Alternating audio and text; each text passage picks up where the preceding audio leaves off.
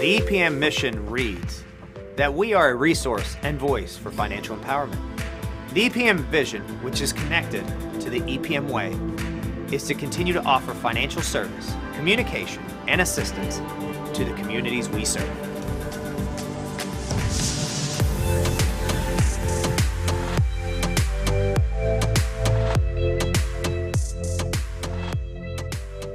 What makes us different is our loan officers. They care about the people. Our number one message in this company is the customer. Always do everything you can for that customer. We as a staff work together as a team, and we also on one page, one goal, to know that the end goal is the other person, which is the home buyer. The big thing that we want to do is provide financial empowerment to our consumers. The ramifications of not owning versus owning is very vast. So it's really about maximizing your earning potential to build wealth. Our diversity, it's a large part of what sets us apart. And the way we look at business with an empathic approach, we do care. I have grown up here. I've pretty much done almost every position here and have just grown and learned throughout the 10 years and been given tons of opportunity to advance. I can't tell you how much this place means to me. My favorite part of EPM is the relationships that we build. I mean, I see my coworkers more than I even see my family throughout the week. So it's important that we have that relationship with each other. I know that I'm going to work hard with my coworkers, but I also know that I'm going to be able to have a fun time with them. When you join EPM, it's like you are gaining a huge, giant family. The people here are just funny and amazing. The 23 Fundamentals, or the EPM Way, is our new culture plan. They are led by great communication, ethics, morals. All in all, they make us better. They make us EPM. The idea of work and home is truly been blurred. So when our culture plan was created, we wanted to transcend just being in the office. It's really about being a brotherhood, a sisterhood, but it's still all about one mission and one objective, is to make sure that we're not only leading to financial empowerment, but we're growing our communities, we're serving our communities, we're growing our individuals.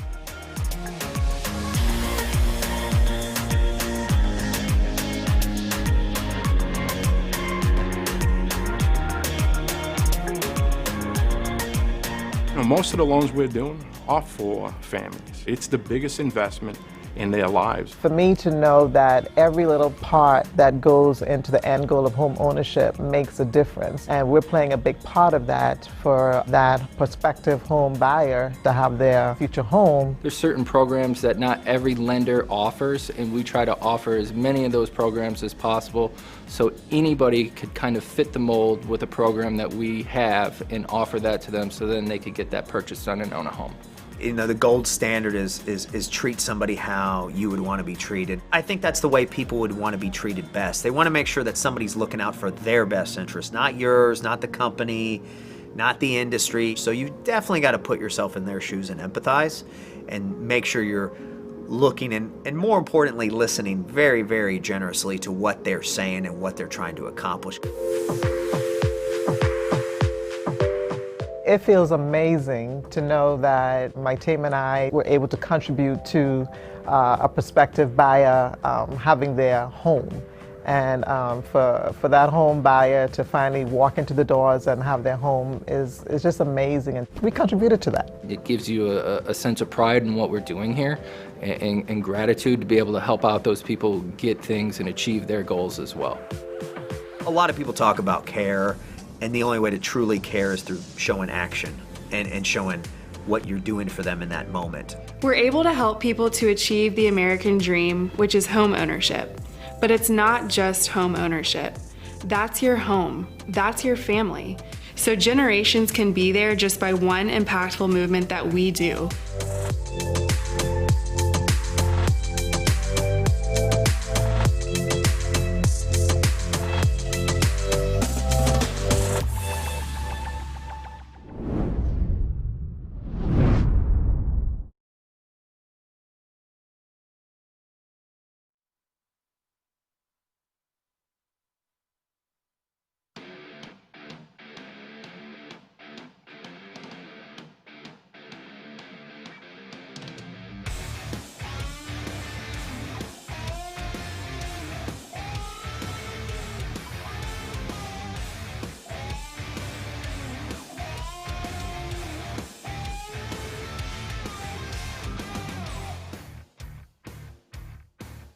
Live from the virtual Daytona International Speedway, we say good evening, sim racing fans, and welcome to the EPM Omega Cup Series Spring Bowl. We're from virtual Daytona Beach. We're happy to have you with us on RaceSpotTV. Tonight, alongside myself, Evan Pasoko, happy to be joined in the broadcast booth by Jesse Wuji and Sean Yoder, with our producer Tyler Maxson downstairs bringing us to you. And Jesse, back now for a second time with this Omega Cup Series. We did it the first time out last year in December. It was a barn burner of a short track race at Nashville, where we saw some of the biggest names in sim racing, Parker Retzlaff and Daniel Silvestri, come together, bump it around on the last lap of the race to determine the winner. We're back this time around for the Spring Bowl, and we're taking it to the high banks of Daytona. Oh yeah, it was a lot of fun at Nashville in the last event in December, and we gave away $10,000 cash prizes to our competitors. And I think it really helped out a lot for people's Christmas, because, you know, we had our winner going home with $7,500 and the other cash prizes, you know, distributed between the rest of the top five. And everyone loved the event. They had a good time. And afterwards, everyone reached out and they're like, hey, when's the next event? When can we compete again? So we decided, you know what, the competitors like this, the fans like it, people are watching it, people are talking about it, let's have some other events. So we decided that we're going to put on at least 4 more events this year. We're going to have a Spring Bowl, a Summer Bowl, a Fall Bowl, and then another Winter Bowl. We decided that the Spring Bowl was going to be Daytona. Obviously, we have Daytona Week right now, Speed Week's going on in real life for NASCAR. We figured, hey, let's align with that same thing and let's have the same track going on. Everyone loves Daytona, and I feel like it gives one a shot to compete and have an opportunity to win. You know, maybe on the 1.5 mile tracks and the short tracks and the road courses, you might not have all the skills in the world to get up front and win. But at Daytona, it's all about the draft. It's all about making smart moves, moving up front, and you just never know who's going to take the win. You don't have to be the most skilled driver, but if you can just understand how the draft works, have a little bit of patience, and understand in order to finish first, you must first finish, that's what takes you to the end. And now these drivers are competing for a $5,000 prize pool for this event. We have $5,000 we're giving away for each of our events for the rest of this year. It should be pretty fun. This is our members race now. So in order to compete in the prize pool type races, you have to be an ERA member. So you have to be an eRacing Association member, where you pay your annual or monthly dues in order to compete in these prize pool type events. We still have a free event. That free event is giving out different Amazon gift cards and things like that. But if you want the big money, you got to become a member. And we had plenty of people sign up to become a member for this race. And now we've dwindled it down to the top 40. How are you feeling about what's going on today, Sean? And, you know, just how much excitement are you seeing out there? Excited to be here. We've already got a bunch of people in the chat streams. We're streaming on the ERA Twitch page, the eRacing Association YouTube, and the eRacing Association Facebook pages. Already a bunch of people viewing. Already a bunch of people basically rooting on their favorite drivers. I've had a couple people chime in and say, "Man, I really wish I'd have made it." We've had a couple people chime in and talk about, you know, one guy had a computer meltdown. Not mad though, like literally not mad. Everybody's basically like, I had a blast on track. I got caught up in this. I got caught up in that. That's part of racing. It's it's one of those things, and especially at super speedways like Daytona, I mean, there's going to be big ones. You're going to get caught up in them. Things are going to happen, but for the most part, what I'm seeing right now in all of the live stream chats is just nothing but positivity, and people are ready for this thing to get up and running and see what these drivers have in store for us over a 60-lap sprint at Daytona tonight. 60 laps at Daytona is not going to last long as we can keep it green, so hammered down. Let's see how this thing shakes out.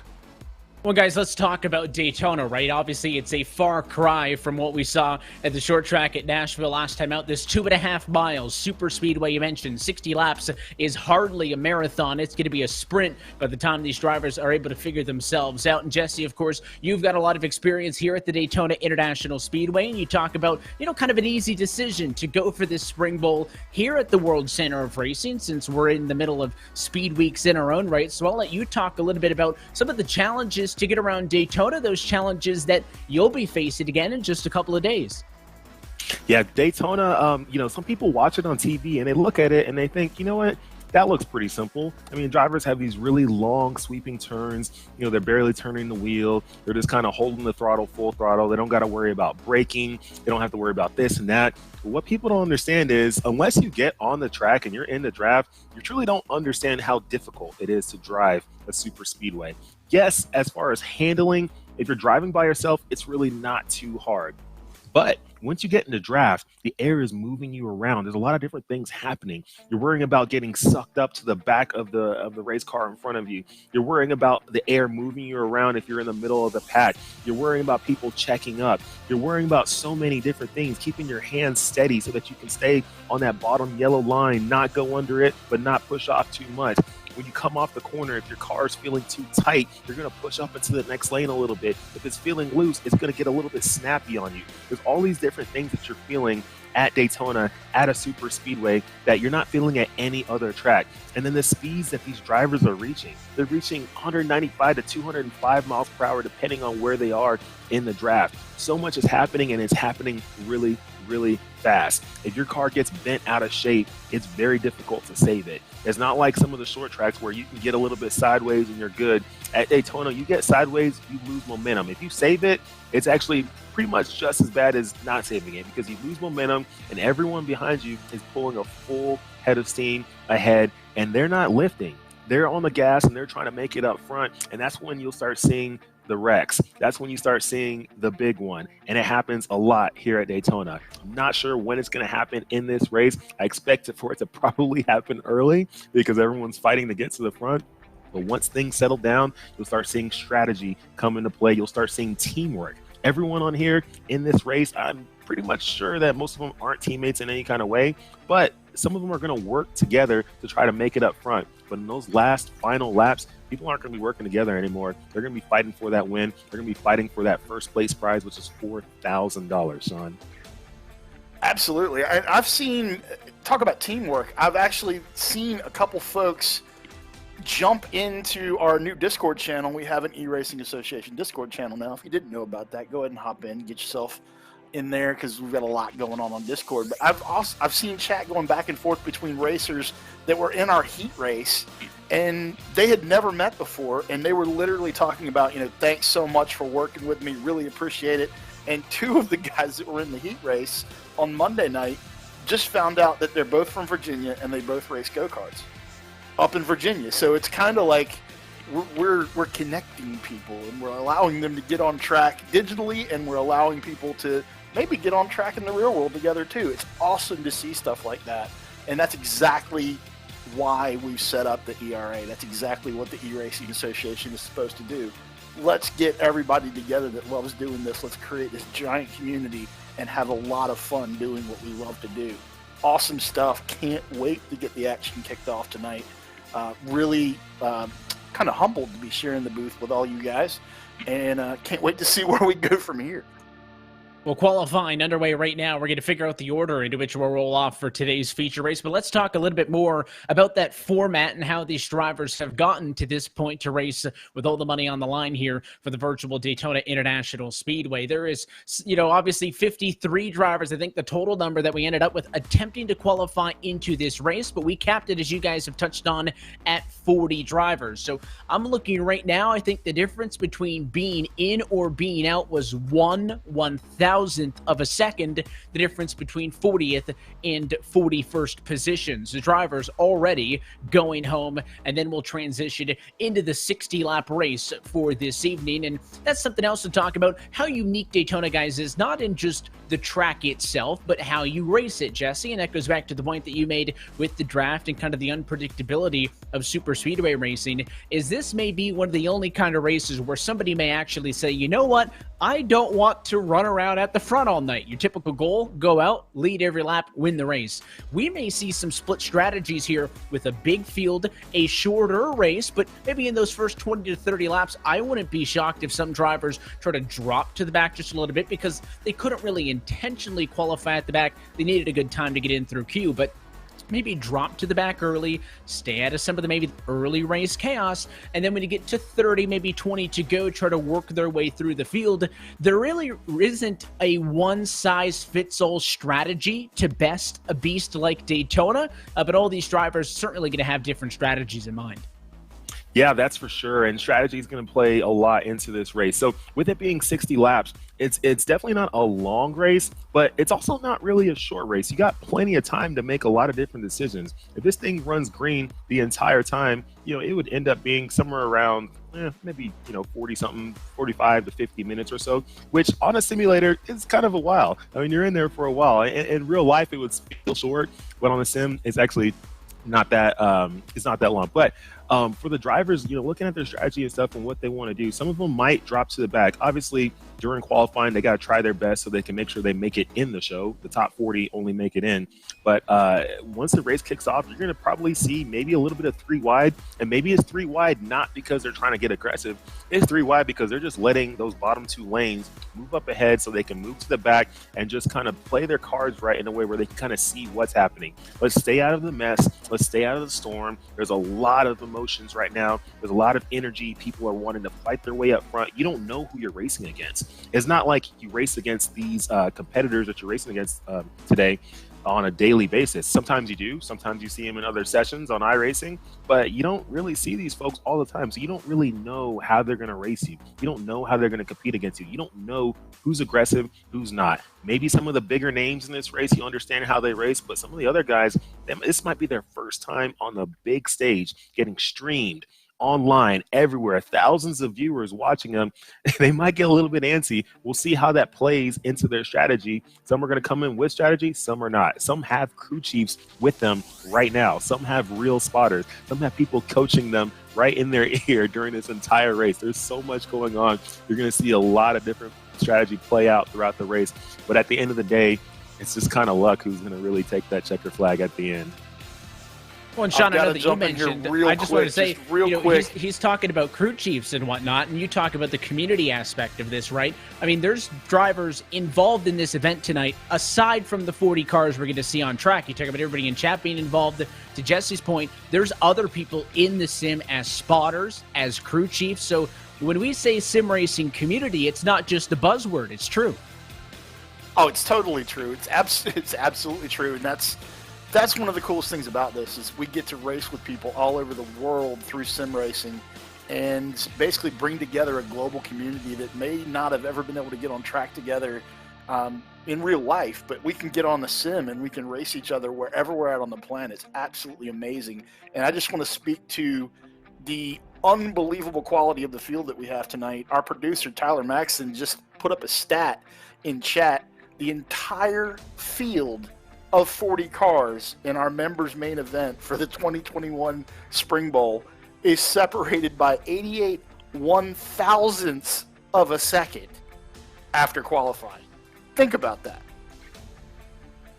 From the very top of the board to the very bottom, that is a razor thin margin. And I mentioned it was just 1/1000th, the difference between 40th and 41st. Even those guys on pole, not that much of a difference. It is such a thin margin here at Daytona. Of course, the big draw to get all these drivers into this race against some big names in the sim racing and iRacing world on track tonight is what we are racing for here this evening in this EPM Omega Cup Series Spring Bowl. Let's talk about the prizes, gentlemen. We already mentioned that there is both a non-members race and a members race happening tonight, but let's focus on the main event that we're looking at. A $5,000 purse. That winner walking away with the biggest price of them all, that $4,000, plus a Magnus watch, Jesse. I know going to go real good. So there's not many sim racing events that pay out this well for just one race. Top 5 all walking away with something. That's a big difference between being the winner and being the runner-up. That is for sure. And yeah, there's not a lot of events out there that are giving away big prize money. There are some out there. We're not the only one. But what we wanted to do when we created the eRacing Association was create an opportunity for sim racers from the grassroots level to be able to jump into an event and not feel like, hey, you know, I don't belong because I'm not like an iRacing pro or something like that. We wanted to create something where at any given event, any given person, as long as they're good enough, can qualify their way in and have a chance to win some big prize money. And this prize money here can really change some people's lives. We've seen some people online, you know, writing different comments on some of our posts saying, you know what, man, if I won some of that money, if I ended up winning some of that prize pool, I would take it and buy a go-kart or pay for a Legends car or pay for the rest of my late model. And now they're turning this simulation virtual racing prize money into what they can use to actually get into a real life race car. And that's what we love. That's what we want this thing to be about. We want people to come in, drive, race for money, fight, compete, get broadcasted, get some fame out of it, get some publicity, and at the same time, hopefully maybe launch a real life racing career.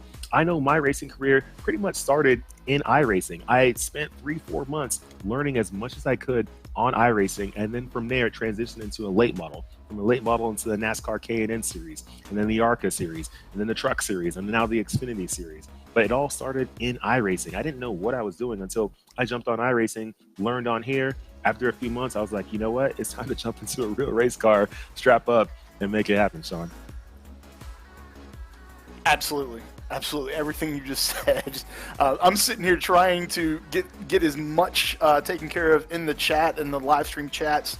Like I said earlier, 3 different services up and running. The eRacing Association's Twitch, YouTube, and Facebook pages. I'm manning all of those and trying to chime in here.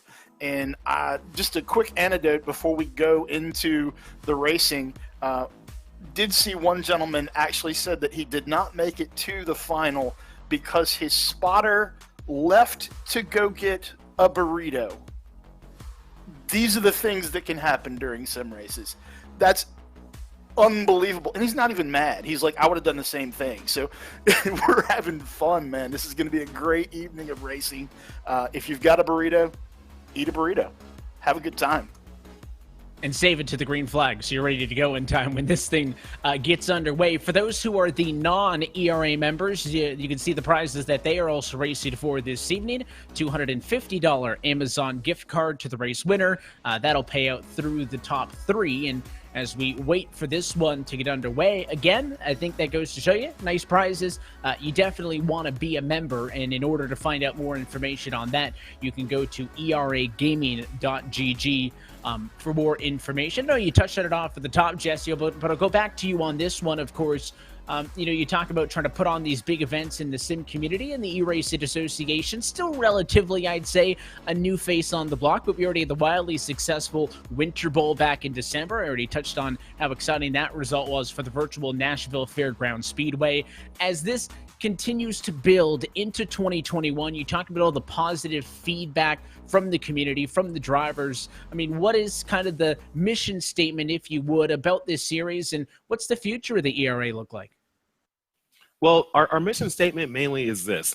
We want to take the average Joe who's at home, who has a simulator, and we want to make them feel like a pro. That's our mission right there. And we want to be able to provide this opportunity to everybody, even if you don't have a simulator. We want to have you watch these events, see it, get inspired, get motivated, find a way to save up some money in that piggy bank, scrounge up some money. I don't know, whatever you have to do. Work extra hours. Maybe ask your mom or dad for some extra change. Go get a sim, get a steering wheel.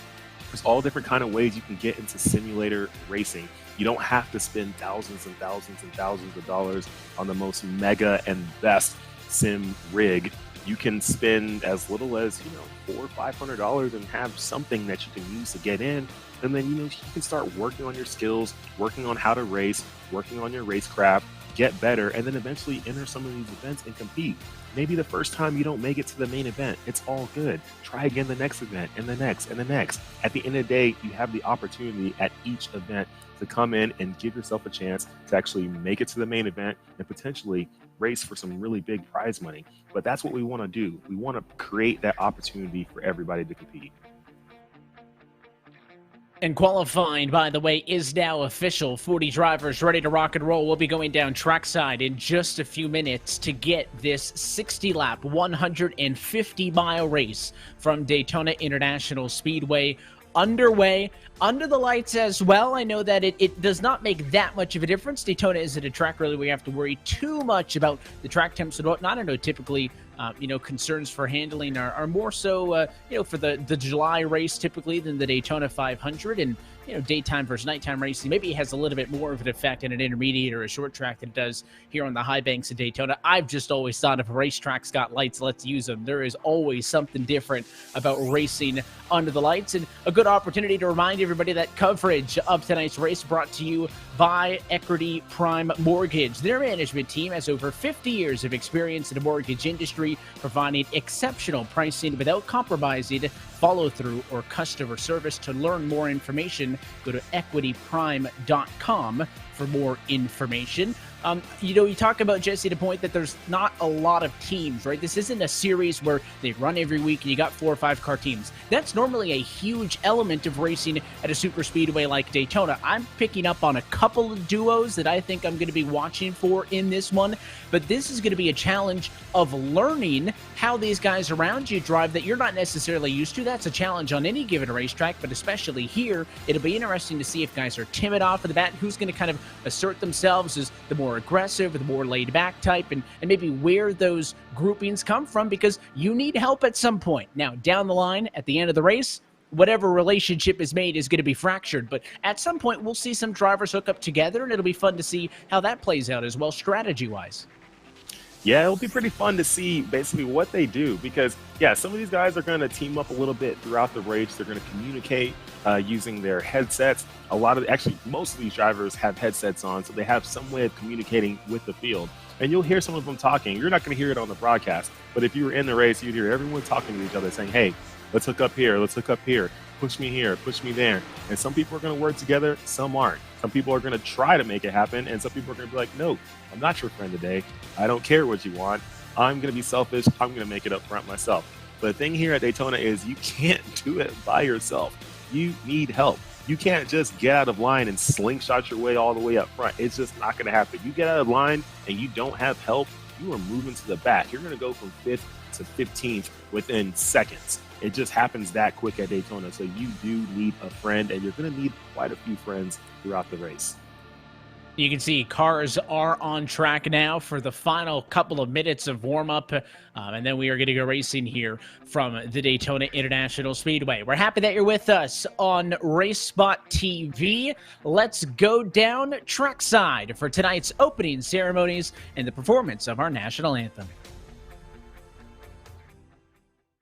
Oh, say, can you see by the dawn's early light what so proudly we hailed at the twilight's last gleaming, whose broad stripes and bright stars through the perilous fight o'er the ramparts we watched were so gallantly streaming, and the rocket's red glare, the bombs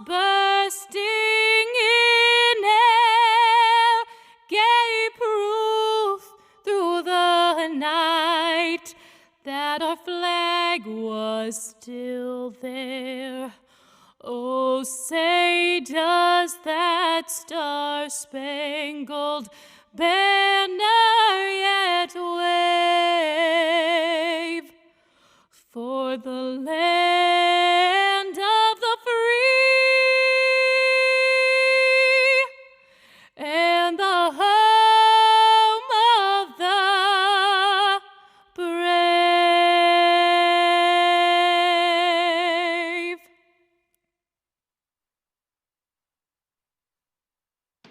And now we go down to pit road for tonight's command and the most famous words in motorsports. Jason Callan here, Chief Operating Officer at EPM. I want to welcome everyone to the EPM Omega Cup Spring Bowl presented by our friends at the eRacing Association. I am privileged to get to say the most famous words in motorsports. Drivers, start your engines.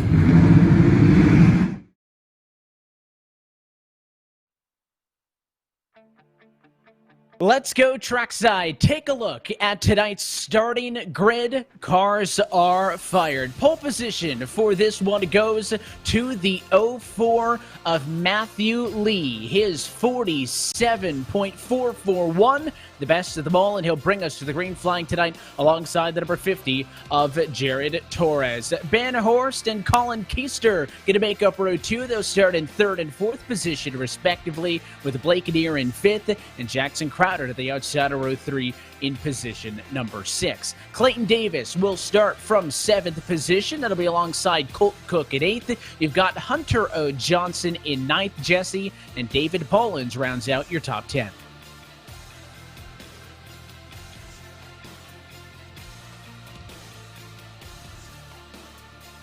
Continuing on through, I see Christopher Tate there in 11th and Garrett Conrath in the number 12 spot. Behind him, more familiar faces, Daniel Eberhardt and Roger Buff Sr., 13th and 14th. Brady Pope will start 15th out of the big name, and Alex A. Bergeron will roll from the number 16 spot on the grid. There he is there, along with Jason Malowan in 17th position, and you've also got Timmy Holmes in 18th. Cole Johnson will start from 19th spot. Cody Smith is 20th, and that is the halfway point in this field. Derek Fulton starts 21st. You got Russell Bratka in 22nd position. Behind them, doubled up at row 12, the number 3 of Michael Sturgill and Reed Christensen in 24th. Guillaume Henselt starts 25th. Rhett Tucker alongside P26 with Brad Patton, Dylan C. Jones 27th and 28th. Kyle Vallejos and Brian Swafford, your top 30. Eddie Morris will start 31st. Scott Fritz in 32nd. Clinton DeCastleberry 33rd,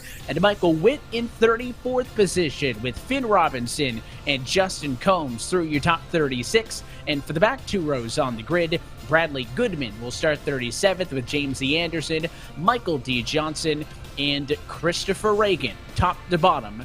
1st through 40th position. Reagan's 47.525, the last time to make it in on qualified. So we get set for a 60-lap, 150-mile dash from the World Center of Racing.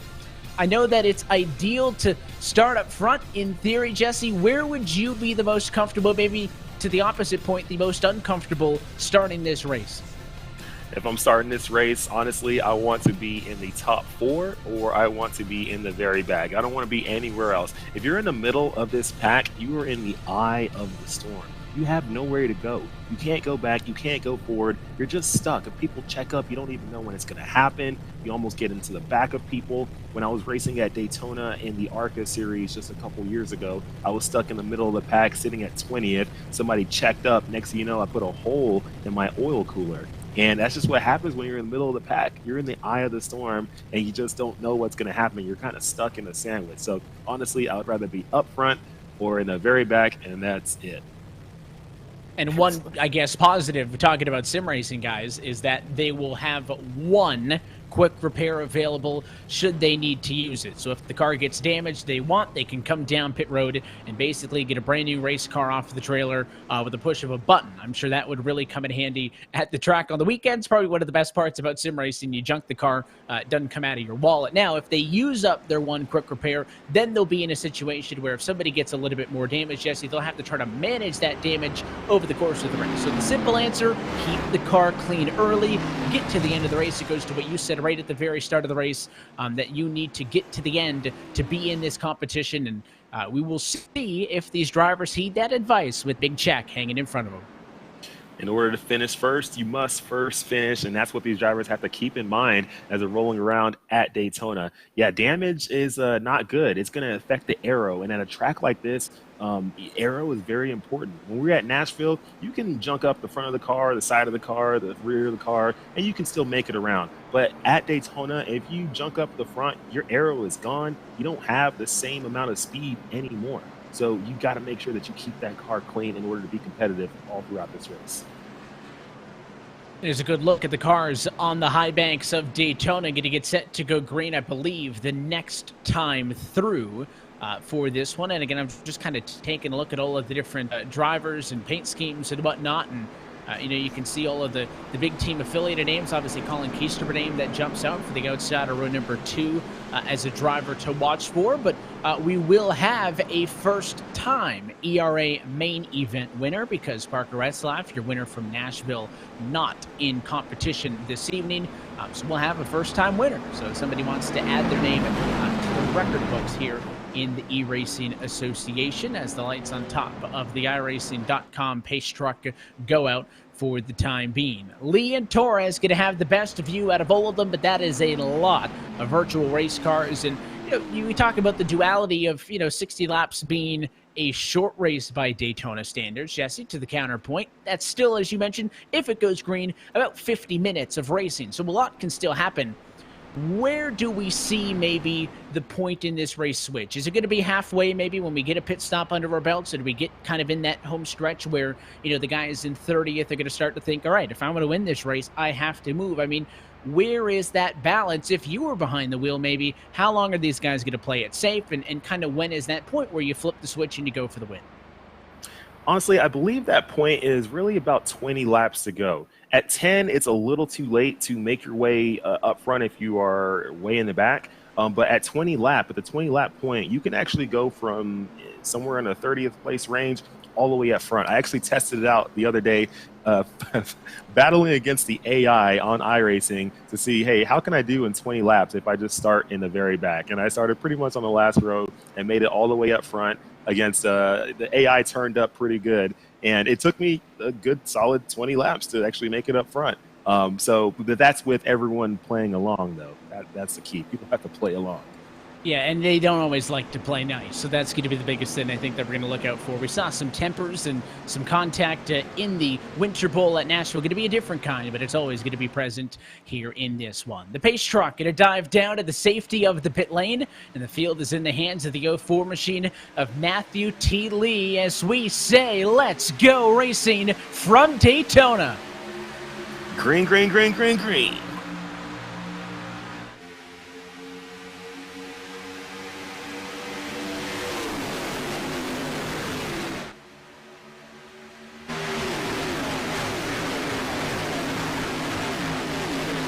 You can already see right here, they're still staying double file, but that third row, somebody peeked out a little bit thinking someone was going to come with them, but nope, no one did. Everyone's wanting to stay that double file all the way through. They're wanting to stay a little bit patient. I don't see anybody getting too aggressive. They're getting a little bit close and wanting to bump just a little bit, but I don't see a lot of aggression just yet, but we'll see if that changes here in a couple laps. Pretty impressed with how strong the outside stays. The inside got about 2-3 car lengths early on, but first time by the start-finish line, the advantage will go to the outside. First lap led in favor of Jared Torres in that 50 car. And that's the thing with Daytona. I mean, he just led that lap, but the thing is, here on this very next lap, he could fall back to 5th place. He could fall back to 7th. You just don't know. It depends on what the lines are doing. Everyone's moving around. People are changing lanes. You're going to have one lane that's strong and one lane that's not, but that could easily change within a lap. You just don't know. you can't just expect that, hey, I'm good, I'm in the lead, I got this whole thing, everything's all good. Things change, times change. People will move out of the line, your line will get weaker. When that line gets weaker, you and that whole lane is falling back. And we see somebody get a little bit bent out of shape right there, going under the yellow line.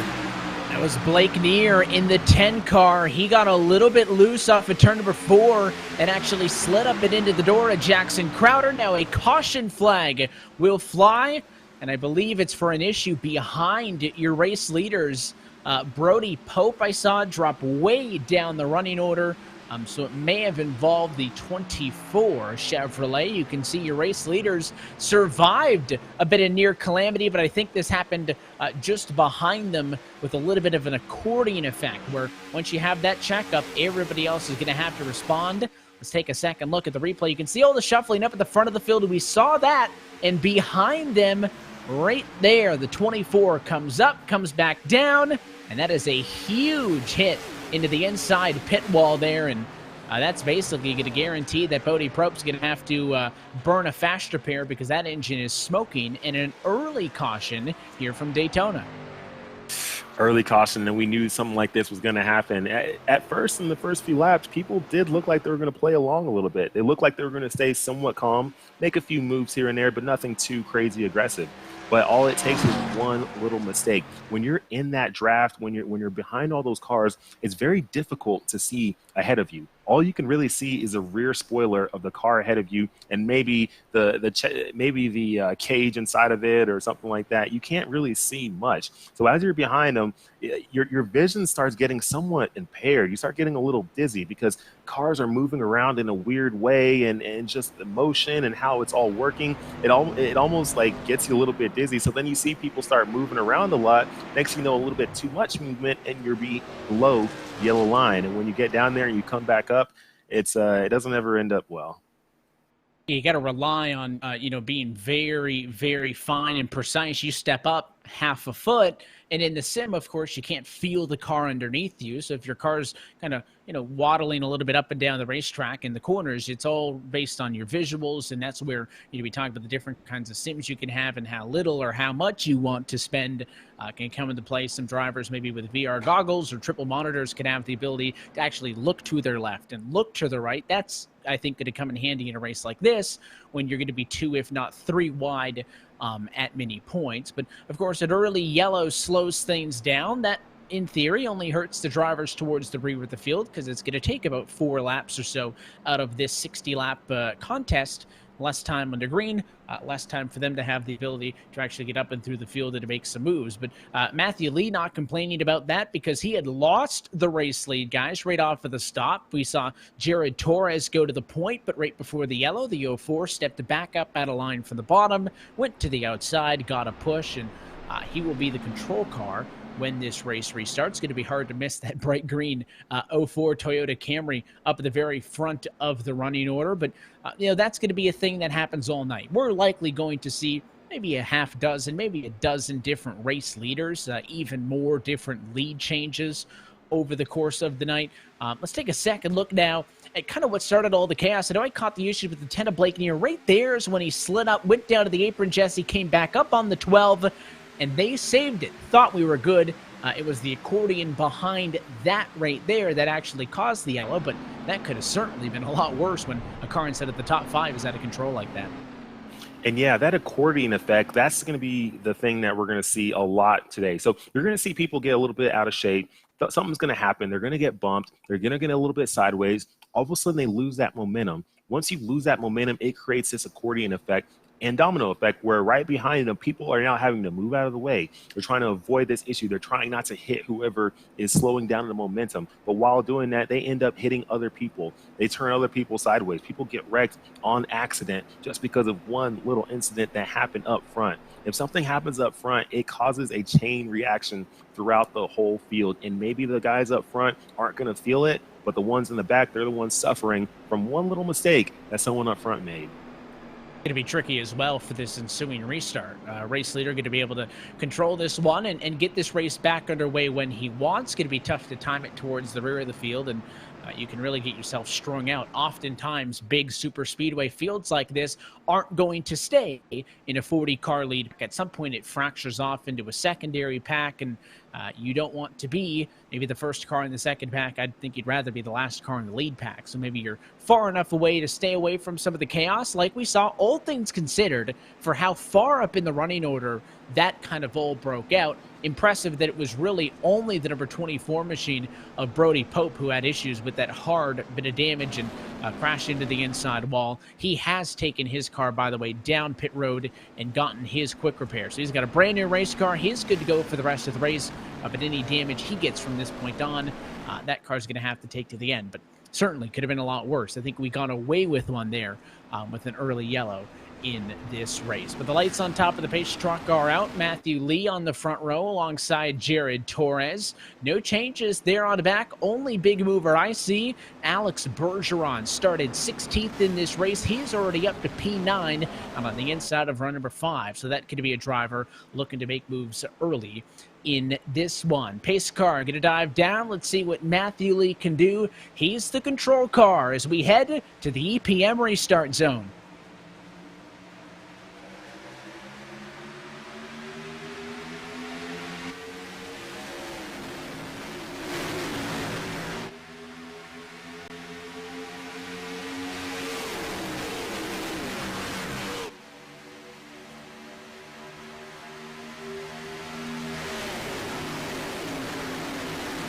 The views at Daytona are also amazing. It's great seeing these cars on track in the sim. And for the viewers at home, they turn this on, they see it, and they're like, is this real life? Is the Daytona 500 happening right now? Did I miss something? No, you didn't. You're watching iRacing. You're watching the eRacing Association. The camera angles, the visuals, the graphics on these cars, the way the camera is shaking, the rumbling, the sounds, it all looks realistic. And that's what I love about this simulator. We're providing a somewhat realistic environment without being in the real race car and putting yourself in that real life type of danger. But they're having fun on the sim. And it's really cool to always see all the lights flashing in the crowd. It reminds me of the old cameras and that people used to bring to the track. And during the restarts, they would, take a lot of pictures. Nowadays, everyone has camera phones and they don't use flash that much anymore. So I miss that aspect of it. Yeah, that's one cool visual that's lost. All the flash bulbs coming off as the field goes through the front straightaway tri-oval. And even though it is virtual, love listening to the sounds of the engines on the Daytona high banks. We're staying 2x2. One driver going to drop way back to the rear. That was at number 13 at Clayton Davis. That was an all-white Ford you saw drop backwards. He qualified towards the front of the field, but obviously does not want to be in the side-by-side that's happening now. He went to a third lane, intentionally fell to the back. Matthew Lee, the 04 car on the bottom, led the last time by, but Colin Keister now pushed by Jared Torres, going to make a challenge for the lead at a turn 2. These guys are battling it out, but they're keeping it pretty clean. They're not getting crazy, even though I see a little bit of contact happening up front right now. That contact is okay in the straights, but it's not okay in the corners. If you start pressing on someone's rear bumper in the corners, you're going to get them loose. When they get loose, they have no choice but to lift. When they lift, you are killing that momentum. When you kill that momentum, you cause that chain reaction. When you cause a chain reaction, you cause wrecks. So that's what happens when you get on that bumper. You've got to be careful. In real life, when we're racing in real life at these tracks, the officials tell us, hey, if we see you locking bumpers, especially going into a corner, we are going to black flag you. That happens in real life because they know the chain reaction that occurs after locking bumpers, especially going into a corner. A little bit of a bobble there by the inside line. This could give an advantage to Keister up high. He's almost all the way clear at about 204 miles an hour. He'll slide down to the bottom. And a new race leader at lap number 10. It is the 17 of Colin Keister. So he now goes to the lead. And now it is a very different position for Matthew Lee, who's going to have to be a pusher. And the driver who was the pusher up top, Jared Torres, has an opportunity to go to the lead if he can get a little bit of help from the 52 of Ben Horst just behind. Not everybody wanting to be 2x2. This goes all the way, I think, through your top 20 or so. The last time by your top 20 cars separated by just 9/10 of a second. But we are seeing some drivers towards the back, single file out, if not kind of start to trail off a little bit. Not everybody thinks this is how hard you need to be racing at lap number 11 of 60, but I promise you it's entertaining as we see this lead pack up at full speed. I love how clean they're racing, keeping it side by side. Anytime you can have side by side racing at Daytona, going through the corners, one, the visual looks amazing, but two, it's cool to watch. It's cool to see the skill of these drivers. The reason why they're able to stay side by side, lap after lap after lap, is because these drivers are the best on the sim, competing against each other. And some of them, you know, maybe some of them are potential iRacing pros, some of them aren't, maybe some of them could be, who knows. But these guys are pretty skilled. I mean, we saw it in qualifying. We saw how close qualifying was. I mean, everyone in this field, they have a lot of skill. They've been practicing for a very long time. They know what they're doing. They know how to have some bit of patience for the most part. As we're seeing, they're, for the most part, staying pretty calm. But it's that skill that's driving this race, and it's very, very entertaining to watch, especially on these super speedways. I like you can see some bit of with that patience 04. comment. Yeah, I just want to mention the 04 moved up to the outside. So Matthew Lee doesn't want to be that patient, Sean, because if he wanted to, he could have just stayed on the bottom, right, and rode around behind Colin Keister. Instead, he moves up to the outside. He clearly wants to go out and lead every lap. He wants that lead back. Yeah, you've got these guys out there. And I really was kind of hoping that early yellow would calm them down. Like Jesse was just saying, though, I mean, they're running nose to tail too wide all the way around this track.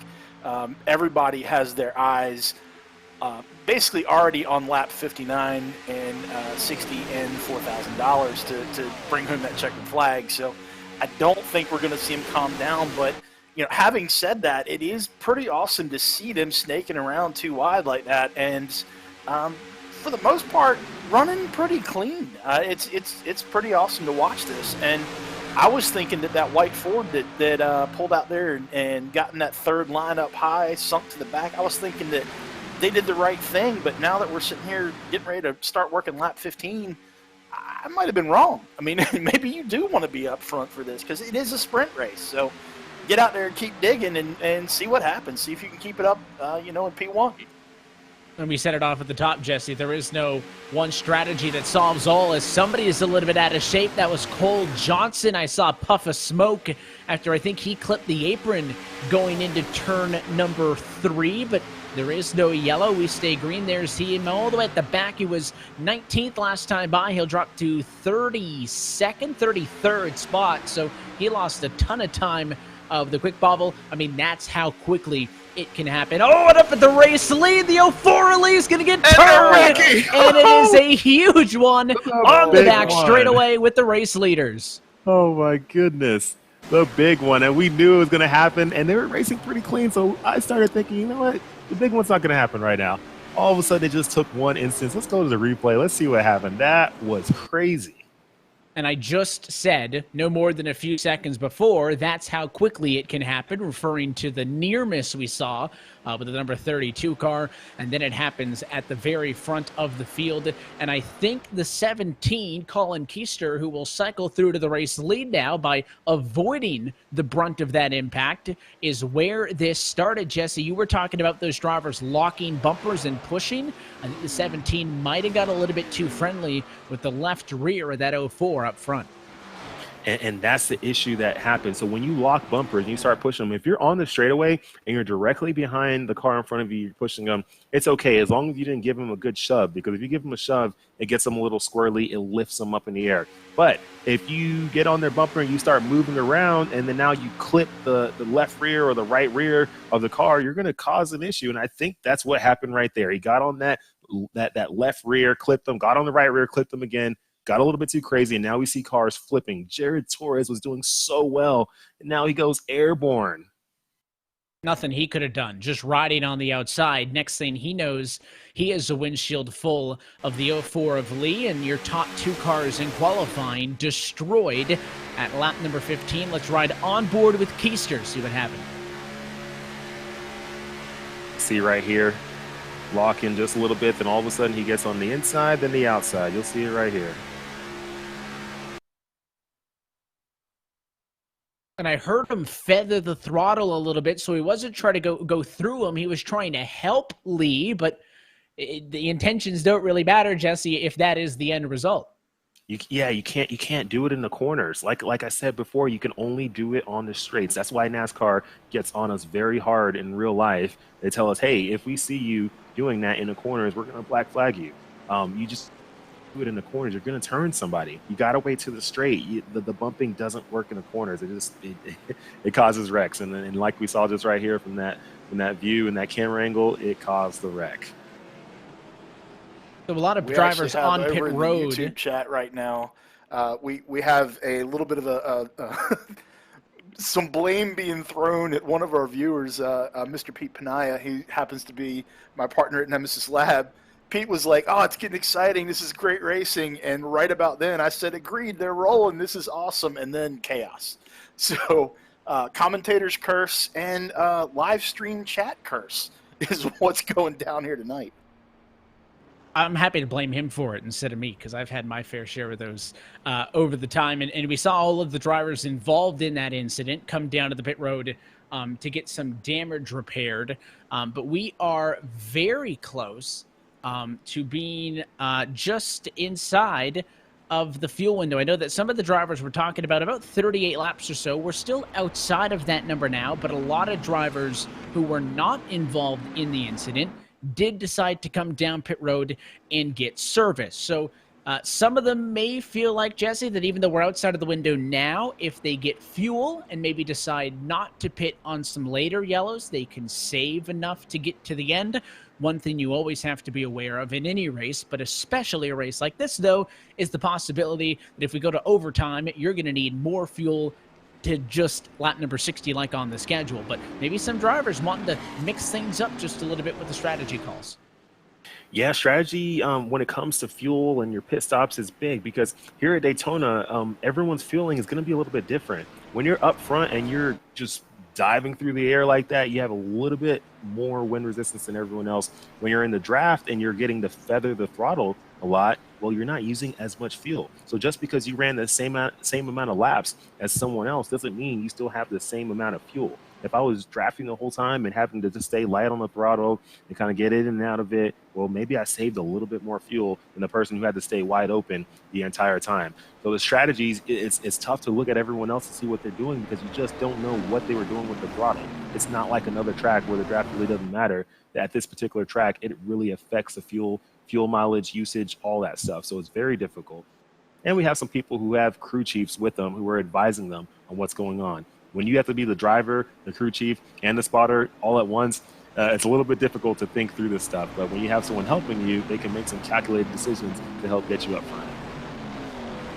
I think it's always helpful when you've got somebody else pushing the button, so you can worry about what's happening on track, and you can let them make some of those strategy decisions. So your new race leader through all of this chaos is Hunter O. Johnson. The first car who pitted is Michael Sturgill, who's back in 6th for the restart. Most of the cars who pitted going to be 9th on the back behind Reed Christensen. So about 8 or so drivers decided not to pit.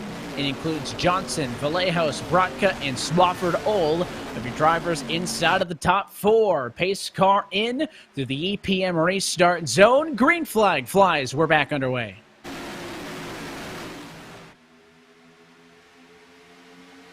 Seeing a bunch of movement early. This is what we were going to see.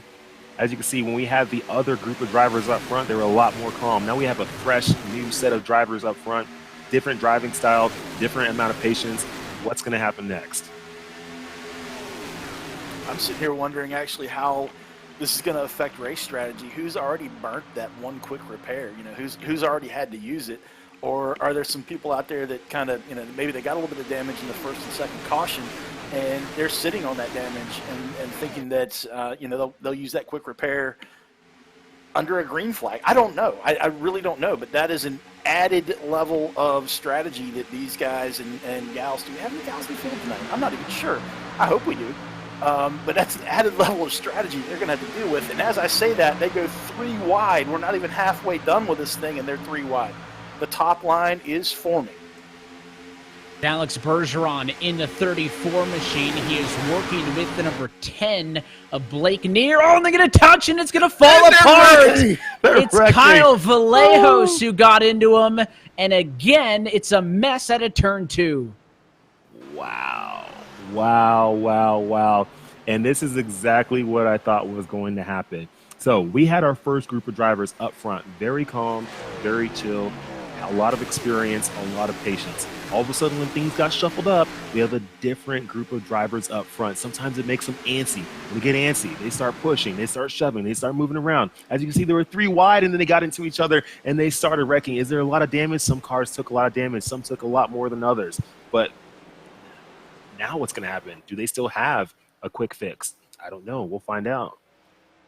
You beat me to it. That's my concern. Now we're going to get to the point where you may have already been in an incident. You may have already burned your one available quick fix, and now you're going to be forced to ride with the damage on that car. And again, you can go 3 wide at Daytona, but I mean, in super speedway terms, Jesse, this track's so much tighter than a place like a Talladega that it is a little bit more gutsy than it would be if we were there. That is true. At Daytona, you can go 3 wide, but it takes a lot of skill and a lot of patience. If everyone just stays patient, you can run 3 wide all race. But what happens is no one's patient. They're going 3 wide for a reason. They want to make it up front. They want to see what they can do to move their lane up front. People start moving around a lot. People start pushing. They start shoving. They get a little bit tight. They get into the wall. Whatever it is, there's so much that's happening. Whereas if you go to like a Talladega, you got room to go 5 wide. So 3 wide is nothing but a thing. Here's another look at the incident. You can see those 2 cars up on the outside. The 35 comes up, and I don't know if it was a bit of a squeeze by Vallejos or if it was those cars on the outside coming down. But either way, that middle and the outside lane met. There was a small touch, and the big loser in that was the 35 who split across the track and took out about 6 other competitors. And you know, that's going to be the end of the night for maybe some. You see the 10 machine involved in that one. The 34 drives through it, but does pick up some damage for Alex Bergeron, who was one of the drivers up on the outside. Bergeron is on pit road now using his quick repair, and we talked about some drivers topping off on fuel. We're that much closer to the window, so I'd say a majority of your field in this time for more service. Yeah, most people heading in to get a little bit of service, get some fuel, get some tires. But this is now shaking things up a lot because we're still somewhat early in this race, and now people had to use strategy that they didn't want to use this early. They wanted to wait a little bit longer. They wanted to see how things are going to play out. Now the race has forced their hand. The circumstances has forced their hand, and it didn't force everyone's hand. It just forced some people's hands. So what are they going to do now? How does this change things up? Is there a crew chief right there with you to kind of guide you through it to say, hey, it's okay. We're going to be all right. Not everyone has that luxury, but it's going to take a lot of thinking to figure out what you got to do next to stay in this and stay in the hunt to try to win this race. And I'm sure the fans are probably talking a lot right now. They're probably chatting, saying, hey, it was this fault. Oh, you took out my driver. Sean, what are you seeing right now in the chat? What are people saying? What are the fans thinking right now? Well, we had one fan, Corey White, actually blamed that last one on Kyle Busch, which, you know, I don't know whether you can or can't do that, but it was thrown out there in chat. So Kyle Busch was blamed for the last yellow. You know, I said 4K's on the line, things are getting crazy. And that's basically the sentiment in the chat. You know, it's 4K's on the line. That's not your normal one-race payout for a sim racing event. We're doing that here at the eRacing Association. And, yeah, things are getting crazy. So we've got a Kyle Busch blamed, Bill Gates blamed. That was actually me that blamed Bill Gates just because it's Windows-based. iRacing is Windows-based, so you kind of have to go that direction. We're having some fun in the chat, man. Everybody is enjoying what they're seeing so far. What I'm wondering, though, is now we've had a vast majority of the field involved in at least one incident. Damage has been done to a large portion of these race cars. Who has burned that quick repair? Will that calm them down until we get down to about 10 to go? Or are they just going to be going after it the whole time? It's a wait-and-see thing. No matter what, it's going to be exciting. There's no doubt about that. We stressed early on tonight how important qualifying was. That it was because of the 53 drivers who attempted to qualify. You needed to be in the top 40 to make the show, but clearly it's not the end-all be-all because there is only 2 drivers right now actually running inside of the top 10 who started in the top 10, including somebody like a James Anderson, who rolled from 38th on the grid. That'll be on the inside of run number 3 in 5th for this ensuing restart. And some new faces at the very front of the field. The number 11 of Russell Brotka going to bring us to the green, alongside the number 5 of Justin Combs to the outside. They both started 22nd and 36th, respectively, so they have been big movers thus far. Pace car in this time, third restart of the night to the EPM restart zone for Russell Brotka to take the green flag.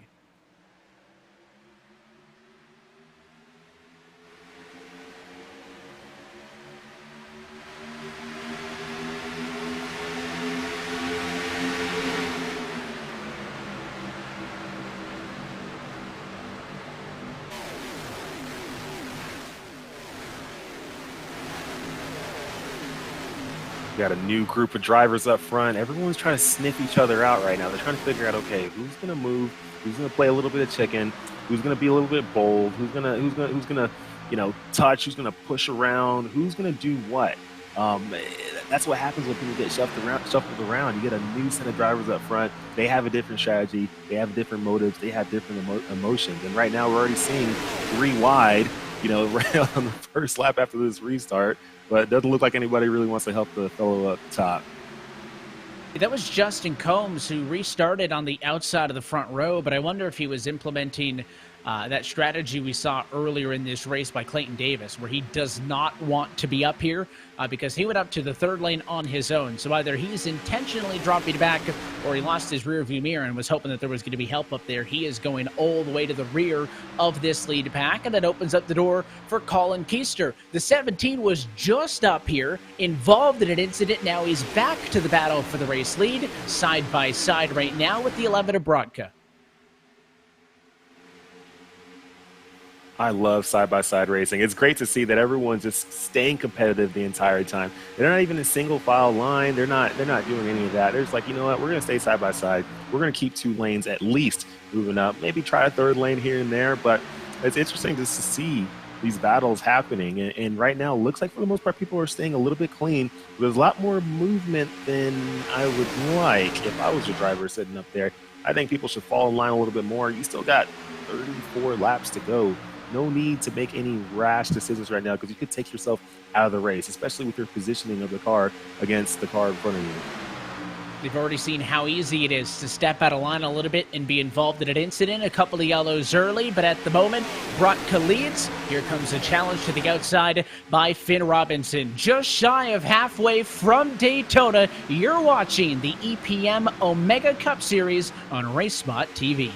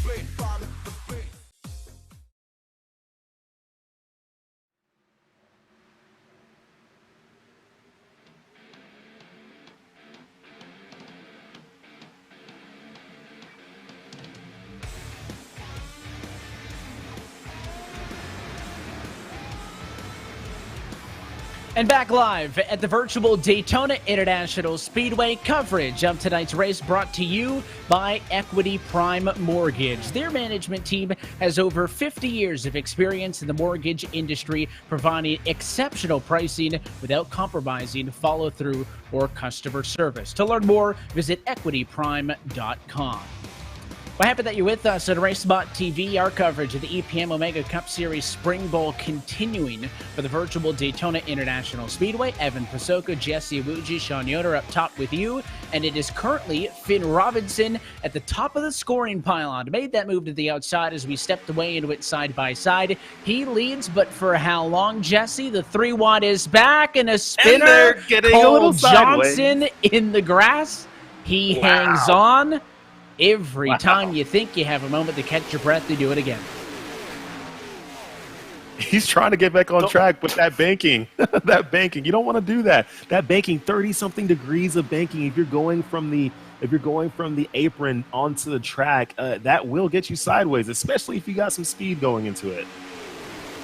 Literally no fear involved with junking cars from anyone right now. It's just we're right at the halfway point, and they've sent it from the drop of the green flag. They're taking the term "send it" a little too seriously. We've got half a race left to run, guys. Calm down a little bit. Let's drop in line and get some laps run, and then get crazy towards the end. It's exciting though. I'll give it that. Right side of our screens, the replay of what happened right there. The bit of loss of control for that 32 falling off to the inside of Cole Johnson. And then here's the second part where you couldn't really get it mowed down enough and just about split it again. That is not a friendly transition from the flat of the apron to that 3 stories of banking down in the corners, but we survive it for the moment. Up on the outside, the 541 of Jackson Crowder being pushed right now. I believe that's by the number 68 or the 88 up on the outside of machine. Maybe the 33 of David Poland. It's hard to tell as they're all under the lights here at Daytona. I think that's Poland's working with him up top. 2 cars is enough for them to hang there, Jesse, but I would imagine if they want that lane to be stronger, they want some more help. You definitely want help, that's for sure. You're going to need at least 3 or 4 cars to get any kind of movement. When one car moves up there, you're screwed. When you have a buddy, it might help if you got a good run, but it's not going to help a lot, because what's going to happen is a lane below you is going to close the gap that you just left. Now you don't have any way of getting back in, at least at the spot that you just left. And then eventually you're going to lose a little bit of steam when you go in a corner, and you're going to lose that momentum. So if you decide to go all the way to the top and make that 3rd lane, you're going to need a group of cars. You're going to need at least 3 or 4 cars to get up there to push you up for it and get that lane moving however you can make it happen. But 1 or 2, it's just not enough. Yeah, that was really apparent. Jackson's out there on the top. He was up there all alone for about a lap and a half, and we saw him drop back, 4, 5, 6 spots there in a lap and a half, and that's just, you cannot run. You can't run the 3rd line without, like you said, 4 or 5 cars to begin with, but if you're out there on your own, you have a one-way ticket to the back of the pack, basically. And that 3rd lane has fallen off, at least towards the front. Those 2 that were up there have tucked in line. I see that 3rd lane still living a little bit further back, the 43 of Brian Swafford, wanting to make it work, but so far he's the only driver that dares to do it now. We keep saying there's been a handful of incidents, take it easy, get there, but we're now past the halfway point, right? 34 laps in the works right now. Next time by, going to be 26 laps to go. Eventually, they're going to reach the point where they think, all right, it's time to go. The push it up front got us in trouble earlier, but they are still on it. All over the back bumper to Keister. That time was the 89 machine of Roger Buff Sr. He's 2nd in line up top. They're moving. They're trying to make some moves, and everyone's fighting for that win. And the winner of this race, they're going to have the opportunity to pick a Magnus watch. Magnus watches, they came on board as a sponsor for this event. So our winner, not only are they going to take home $4,000, but, we have a spinner. Are they going to wreck? It doesn't look like they're wrecking. They're keeping it together. He's keeping it together. But as I was saying, we're good. It was James Anderson. He saved it. So for the moment, we're good. We're still good. But like I was saying, the winner can also pick a watch from Magnus, and they have some really cool watches on their website. Very car-themed watches. If you take a look at what they have on there, they have things, geared towards like GTRs and Mercedes and things like that. Very cool watches. So the winner is going to get to pick one of those. And also, every member of ERA, anyone who's a member of ERA, is going to have their name on my race truck at Daytona in real life this Friday. So if you're an ERA member, you will have your name on my race truck, on the bed, and you'll be riding with me at Daytona International Speedway in real life. So if you're not an ERA member, you might want to make that happen soon. Yeah, excitement under the lights tonight here in the sim at Daytona, and excitement coming up this weekend, Friday. You mentioned under the lights for the NASCAR Truck Series. Jesse, what's that like? I mean, obviously all these drivers who have maybe some minor real-world experience, as we see the 89 Machida Buff now go to the top, and that third lane rejoins the picture. It's one thing for some drivers to get maybe their initial racing exposure on the sim. Maybe some of these guys race at their local tracks, but as somebody who has raced at Daytona on the sim, who has also been able to race at Daytona in real life, I mean, what's sim racing like to someone like yourself? You know what? Sim racing at Daytona and then racing in real life at Daytona is actually very similar. There's a lot of similarities there as far as, moving in different lanes and making things happen with the drafts and move yourself forward. How the vehicles get sucked up to the back of the other ones, depending on how far you are or how easy it is to lose the draft if you fall back too much. The transition between the apron and the track where, it's 30-something degrees of banking. All that stuff is just like it is in real life. So when you're on the sim and you're driving at Daytona, whatever you're feeling, and they're wrecking, and wrecks also happen like this in real life. And it is a big mess. It started with Colin Keister. Somehow, he's rolling the right direction at the end of it all after he got tagged. The first car I saw around was the 45 machine of Dylan Jones. First time we had talked about him tonight.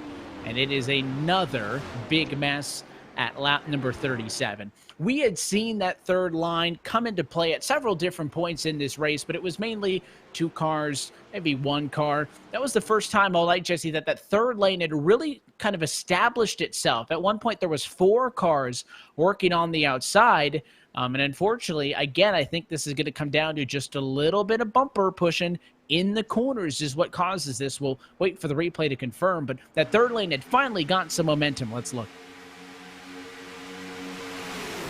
4 cars up there. I mean, that's what you need. You need something to help you push, but man, they got into each other, and that did not help.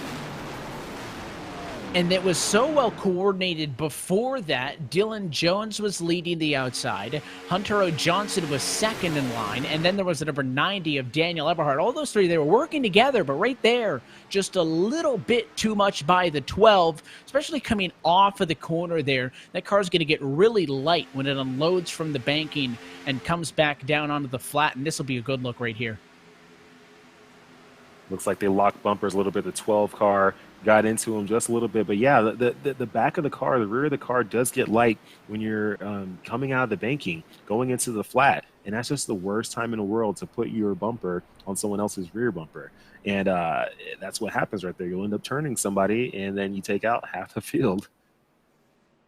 35 machine got some damage. That was Kyle Vallejos, who we talked a little bit about tonight as well. The 17 of Colin Keister was involved. The 57 of Colt Cook, who we haven't talked much about, was also involved in that incident. And again, an incident where a lot of cars are involved. Could have been worse. I think it could always be worse at Daytona with some of the wrecks that we've seen at this joint over the years.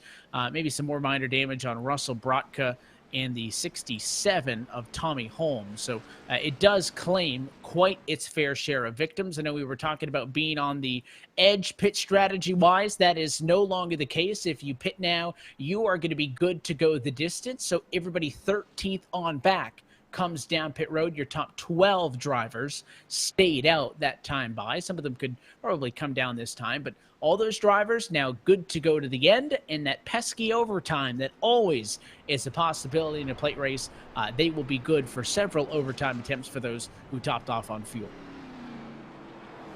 While we're under caution here, I just want to get some clarification from you, Jesse. We've had actually several people have asked in all of the chats that we have going right now.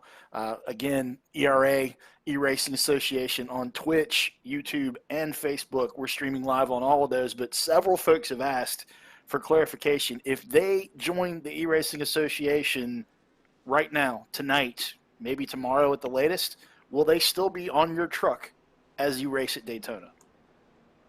You know what? We can probably try to figure something out to make that happen. I know right now we're getting everything printed out for all the folks who are already members, but we might still have a little bit of white space on there And maybe if we get enough people to join up, maybe I'll just hand write them in. I'll just hand write each one of those names in there so they can ride on board with us at Daytona International Speedway this Friday, 7:30 p.m. Eastern on Fox Sports 1. That is what Sharpies are made for. Absolutely. So hopefully that answered the questions of the folks in chat. And Sharpie, if you're listening, I mean, come on board with us. We'll bring you along for the ride too. And again, just wanted to plug that site again. You mentioned, this Spring Bowl, a great event, and thousands of dollars literally in prizes up for grabs tonight. And this isn't it for 2021. A lot more still to come this year. I know you guys mentioned committing to 4 races, so at least 3 more still to come after this. That's eragaming.gg for more information. Anywhere else, Jesse, that those folks at home need to go if they want to get involved, or is that the best spot? That's the best spot. If they can go to eragaming.gg, that's where you can go sign up as a member. That's where you can begin your membership. We have monthly and we have annual. And us putting the names of our members on the race truck for this race, this isn't just a one race thing. We're going to do it as many times as possible. Obviously, I'm not currently racing every single race in the truck series, but I'm going to be racing quite a few. And the ones I'm racing, I want to make sure that we're giving the best bang for our buck to our ERA members, because I want to show them that, hey, I'm just like you. I'm just a normal person who's getting the chance to live out my dreams. I sim race with all of you. We do all the same stuff. It's fun. And I just want to give back. To the EPM restart zone, we are back underway from Daytona. 20 laps to go.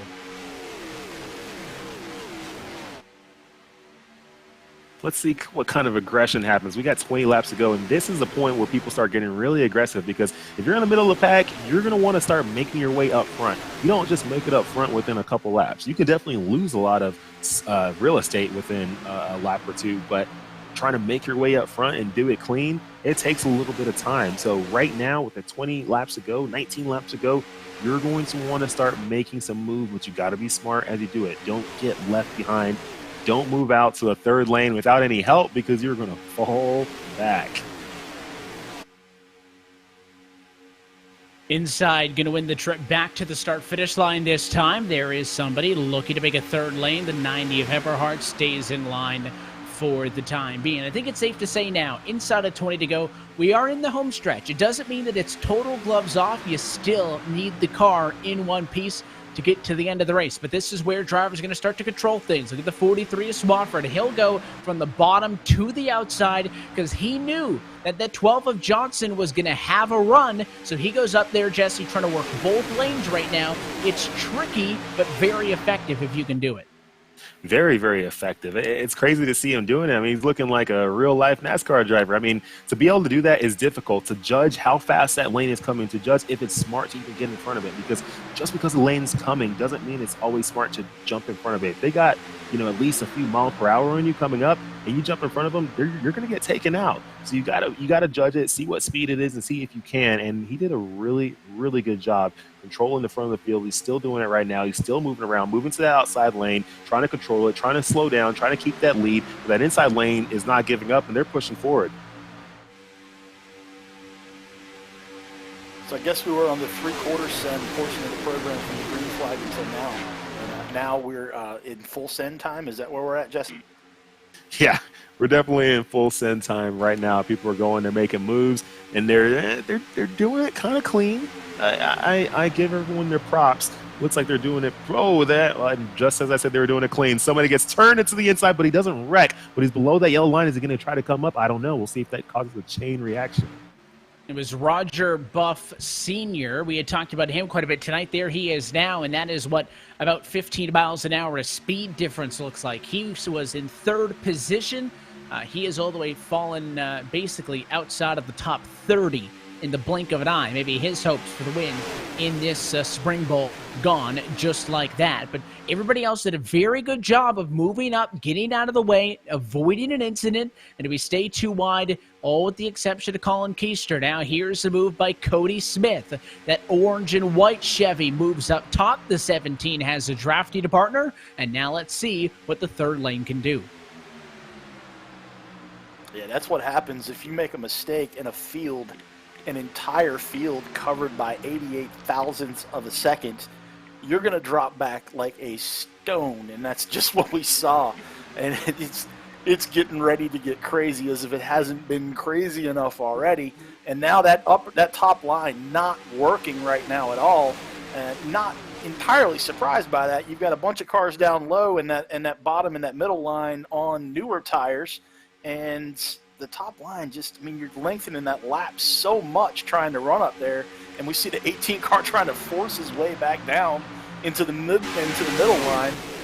Yeah, with 15 to go, things are definitely heating up as if they weren't already hot enough.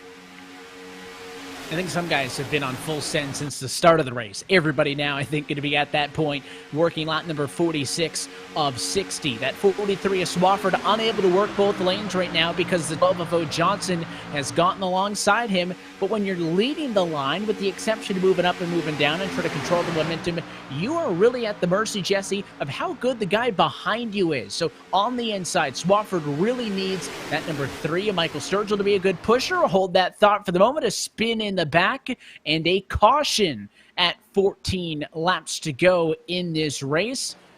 Obviously, your leaders were holding it, but not these drivers, as there's a good bit of damage. I think Ben Horst as well with some damage. Let's see what happened.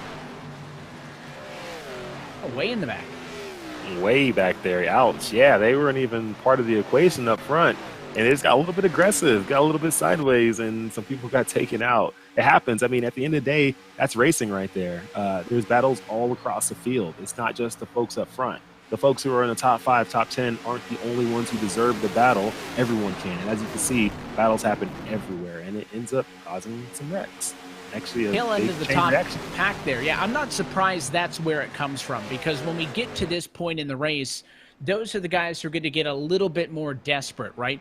If they're running 20th, they're close enough where they can see the leader, they can taste it, but there's 19 cars in front of them, right? That's a lot of traffic to navigate in a short amount of time. So those are the drivers who maybe are going to push it a little bit too hard, because that's when the desperation sets in. You know, the top 5 is the big money payouts. You want to be up in there. Certainly, we saw how big the difference is between first and second. That's going to be fun coming out of turn 4 for the last time. But those are the drivers who they're close enough to taste it, but they're not close enough to be a part of it. So they may be pushed a little bit too hard. And you can see that kind of de facto 3 wide. It turned into 4 wide for a moment, and they almost got away with it until right there, the 1 got tagged and collected the 52. It just happens. That's racing. That is racing, and that's what happens on the sim. It's really cool to see on iRacing, just how realistic this software is, how realistic sim racing is, how the little mistakes you make on here, I mean, it makes a big difference, but it's the same things that happen in real life. I mean, these same exact incidents, these same exact circumstances, it's all just like it is in real life. And it's really cool to see just how far iRacing has come over the years to create this very, very realistic virtual environment. And now it's given folks like us here at eRacing Association the opportunity to put on cool events and make it seem as real as possible, but not really have drivers in the danger zone of going 200 miles per hour at a track. But they can sit at home, race, and if they wreck, hey, at least you can reset. A lot less expensive when you wreck it, a lot less scary as well. As we pace and close it on the final 10 laps of this race, we'll take a quick opportunity to step aside. You're watching RaceSpotTV's coverage of the EPM Omega Cup Series Spring Bowl.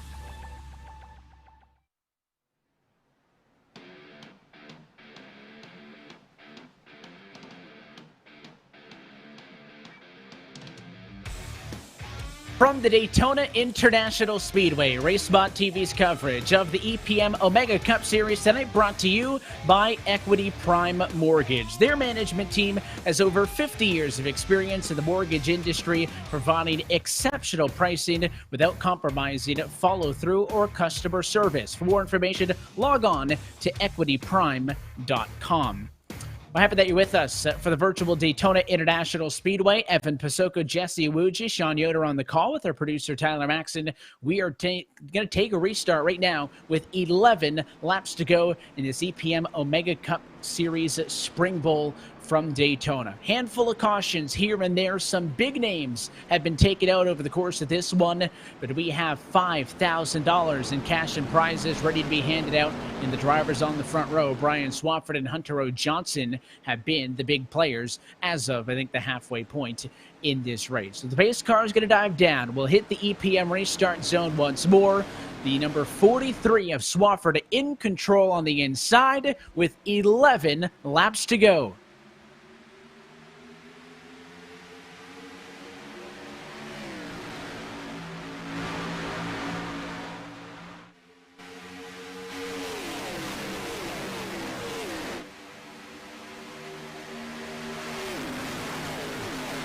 Let's see how crazy these drivers want to get. They got 11 laps to go, so you know only one thing's on their mind. $4,000. Who is going to fight for it? Who's going to lay back? Who just wants to just be on TV? Well, the outside better on this restart. Johnson will clear to the inside. He'll dive down, and a new race leader at lap number 50 goes to the 12 of Hunter O. Johnson. So now an interesting position for the 541 of Jackson Crowder. He leads the outside. He's pushed by the 50 of Torres and the 90 of Eberhardt. Jared Torres. Jared Torres actually is a drag racer. He's actually a really fast drag racer and has a very high horsepower Pontiac that he drag races with, goes to the Red List Series events in California, and now he's on the sim race, and he's trying out this oval stuff and doing pretty well. He's back in that top 3. Oh, there's a lot of pushing on the outside to the inside. Wow, what a move by Crowder. He was barely clear over Johnson, made the move anyways, and now he controls the bottom line clearly in full send mode with 9 laps to go this time by. What does Hunter O. Johnson do? Does he look to the outside? Does he want to stay? The inside's got the advantage by 2 car lengths. They're making a lot of moves, and they're making them clean. They only have inches. It's a game of inches right now. I know they say football is a game of inches, but racing is also a game of inches, especially on the super speedways at Daytona. They are making some very, very wild moves. Oh, and look at the 9 car darting to the outside. Garrett Conrath wanted to go over in the third lane. Oh, they're going to spin behind. Malone has turned in turn number 3. Is this going to trigger a caution? Most of the drivers straightened it back out. So far, green. And now the leader's wreck. Brian Swafford is turned from the race lead. No. There are 2 wrecks now on the front straightaway, and there is the caution. What a wild lap. Wow. Wow. They try to let the race go on, but it got crazy. When one started wrecking the next. It's just a chain reaction across the field. It could go all the way back and come all the way back up front. Wow.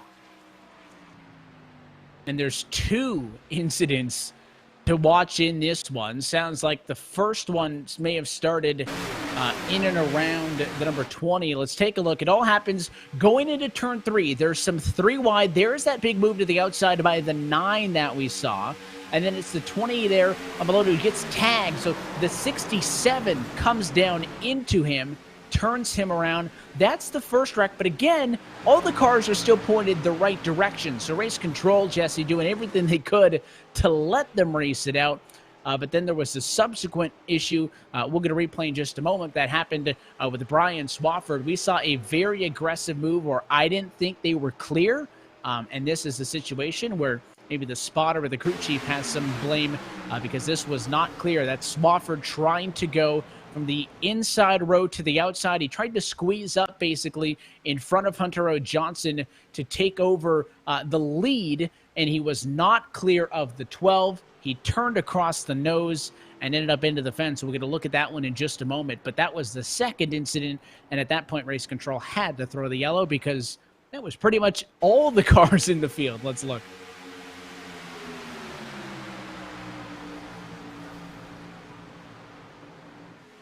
So at this point, they're wrecking behind. Your leaders are fine, and it's going to be right here. The 43 is going to go bottom to top, car high, and that did not work, and that was the second big mess. Wow, yeah, he wasn't clear at all. He might have thought he was clear. Maybe he has a spotter with him. Maybe he has a virtual spotter. I don't know. But and he took another lick right when he thought it was okay. That's the thing here at Daytona. And he takes another lick, and he takes another one. He's just getting pinballed at Daytona. When you wreck, you got to hold on the brakes and stay on the brake. And you got to wait till everyone passes you before you start going. If you start trying to move and people are still trying to pass you at probably 100 to 150 miles per hour, you're going to get hit. And that's what happened. But, man, it's just crazy because you're going to probably have some people wondering, okay, why when the first folks got a little bit bent out of shape, why didn't they throw a caution at that point? Well, the reason is because it was, towards the middle or so of the field. And what was going on was it wasn't really causing a danger for the leaders up front. People were still pointed somewhat in the right direction. Yeah, they were getting a little sideways. Yeah, they were sliding all over the place, but they were all still moving. It wasn't just a lot of wrecked cars pointed into the wall, laying, sideways across the track. They were all still moving in the right direction. So race control decided, hey, let's just keep the race going. Let's keep it moving forward. Let's try to make it to the end. But when the rest of the field started wrecking out and basically the whole field was wrecked, yeah, we had to throw a caution at that point. And we'll see that again for the next late race restart. If it's towards the back of the field, race control likely going to do everything they can to let your race leaders run this one out. But when it is the leaders who are the incident, not much of a choice but to trigger the caution flag and slow things down. And this will put us just on the cusp of going into overtime. I don't think we'll actually go past it, so we're likely going to be looking at maybe a 4 or 3 lap shootout, depending on when pit service is completed and when the lights go out on top of the iRacing official pace truck up at the front of the field. But it could be kind of a de facto attempt, right? Because it's a shootout. You're going to have to get to the white flag for this race to become official. If not, then we do go to overtime, and I think either way, we're in store for a classic Daytona finish. But I don't know. I mean, if I'm Jackson Crowder, do I feel good with the target on my back, Jesse? Would you rather be the prey, or would you rather be the hunter in the back? I mean, leading, in theory, always the best place to be as the lights go out. But in some cases, you're a bit of a sitting duck. I know we talked about it a little bit ago, that when you're leading a line, you're very dependent on that drafting help from behind. I don't really think there's any one specific spot I'd like to be. I just want to be in the mix. If you're top 10, top 15, you have a shot. But I don't have an ability right now to pinpoint who I'm liking at this point. I think it's anybody's race. Well, for me personally, I think the best position to be in, especially at this point of the race, is being in that third position spot. So being in the second row on the inside. It allows you to gauge, okay, when are the leaders taking off on the restart in the EPM restart zone. And then from there, it allows you to get a little bit of run, and you can start moving people around and just being in a good spot. You don't have the target on you anymore, but you're in a position where you can easily take the lead with just one little mistake, one little move by the leaders up front. You've got the lead. So that third position, I believe, is probably one of the best positions to be in at this point in the race. And everybody feels like they have a shot. There's 29 cars on the lead lap. We have seen some wild finishes at Daytona, both here on the sim, both end in real life. It's a Daytona heavy week for race fans, and we're happy that RaceSpot is part of your Daytona Speed Week here on the iRacing service with the EPM Omega Cup Series here tonight from Daytona. Pace car down and in.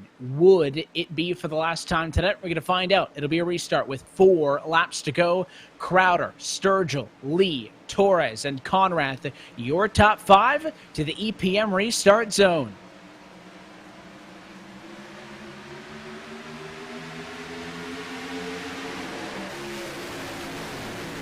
Green, green, green, green, green, and they're off.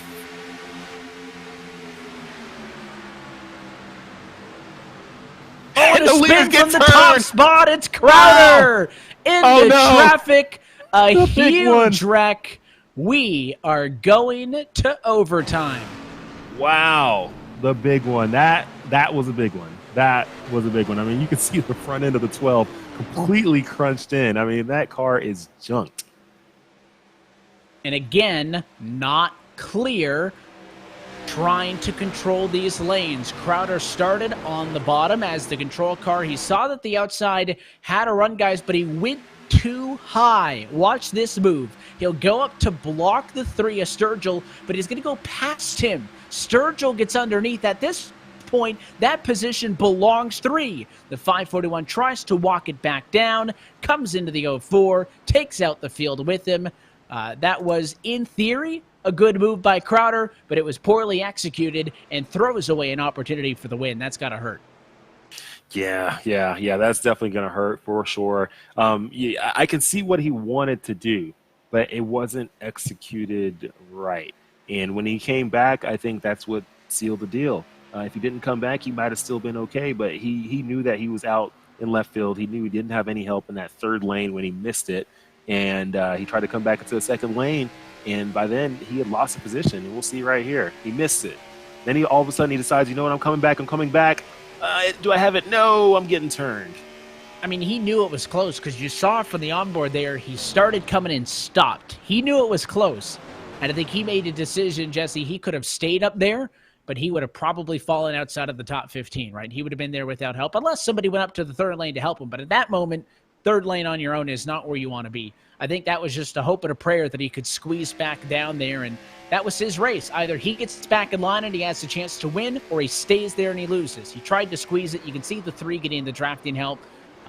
It all goes to that move where he tried to go up to block the 2nd lane, maybe tried to be too pretty with it. I probably would have held the bottom for a little bit longer, went up to make the move, tried to control the lane, went too far, and tried to make up for that mistake. And at no fault of the 3, maybe if this is lap 7, Michael Sturgill cuts him a break. At lap 57, no way. Yeah, that's right. No way. It's checkers or wreckers. And that's the mentality of everybody right now as we're moving into the final few laps of this race. It is getting exciting, and people are going to be throwing some pretty crazy moves. We're going to see how this thing plays out. I think we have 3 green, white, checker attempts. I believe we do have 3 attempts if necessary, and this is going to be attempt number 1. So we are officially heading into overtime. So we'll come for the green. If we get to the white, this race will be official. If not, and we have an incident, we'll try it again. Again, race control will do what they can. Just because there's a spin doesn't mean it's a guaranteed yellow if it comes to the back, but it seems like it's the leaders who have been wrecking in this one. And, you know, I go back to the point we made earlier, guys, about the importance of qualifying. And it's always one of my favorite go-to stats is, you know, how many guys started up inside of the top 10 that are running there now. Of the top 19 cars right now on track, only 2 of them are drivers who started inside of the top 10. In fact, it's probably better to have started towards the rear of the field than at the front. And we talk about razor-thin margins. We talked about how 53 drivers attempted to qualify for this race and only 40 made it. Well, that 40th transfer was that purple and black Chevy on the outside. Christopher Reagan was the last transfer into this race. He started at the very back of the field in 40th position, and right now he is on the front row with a chance to win $4,000. The stakes are high, and I don't know what's going to happen next. I do know one thing. They're going to get pretty aggressive right here, but what are they going to do? Who's going to get super aggressive? Who's going to be smart? We see Jared Torres sitting right there in my favorite spot to be in, that 3rd spot. Let's see if he makes some moves to push a few people out of the way. And it's about to get interesting. Is there damage on the 3? I know that there's some back-end damage on Michael Sturgill, your race leader. There's also some back-end damage on the 47 of Reagan. But is there any front-end damage on that 3 from that car coming across the hood in that most recent incident? Back-end damage, you can probably get away with it. It's going to make it difficult for the car to push you. Front-end damage is always tough, Jesse, because your concern is if you're pushing, you got to watch those engine temps. Yeah, those engine temps can get pretty high, and if your motor blows, it's not good. It's not a good thing for anyone.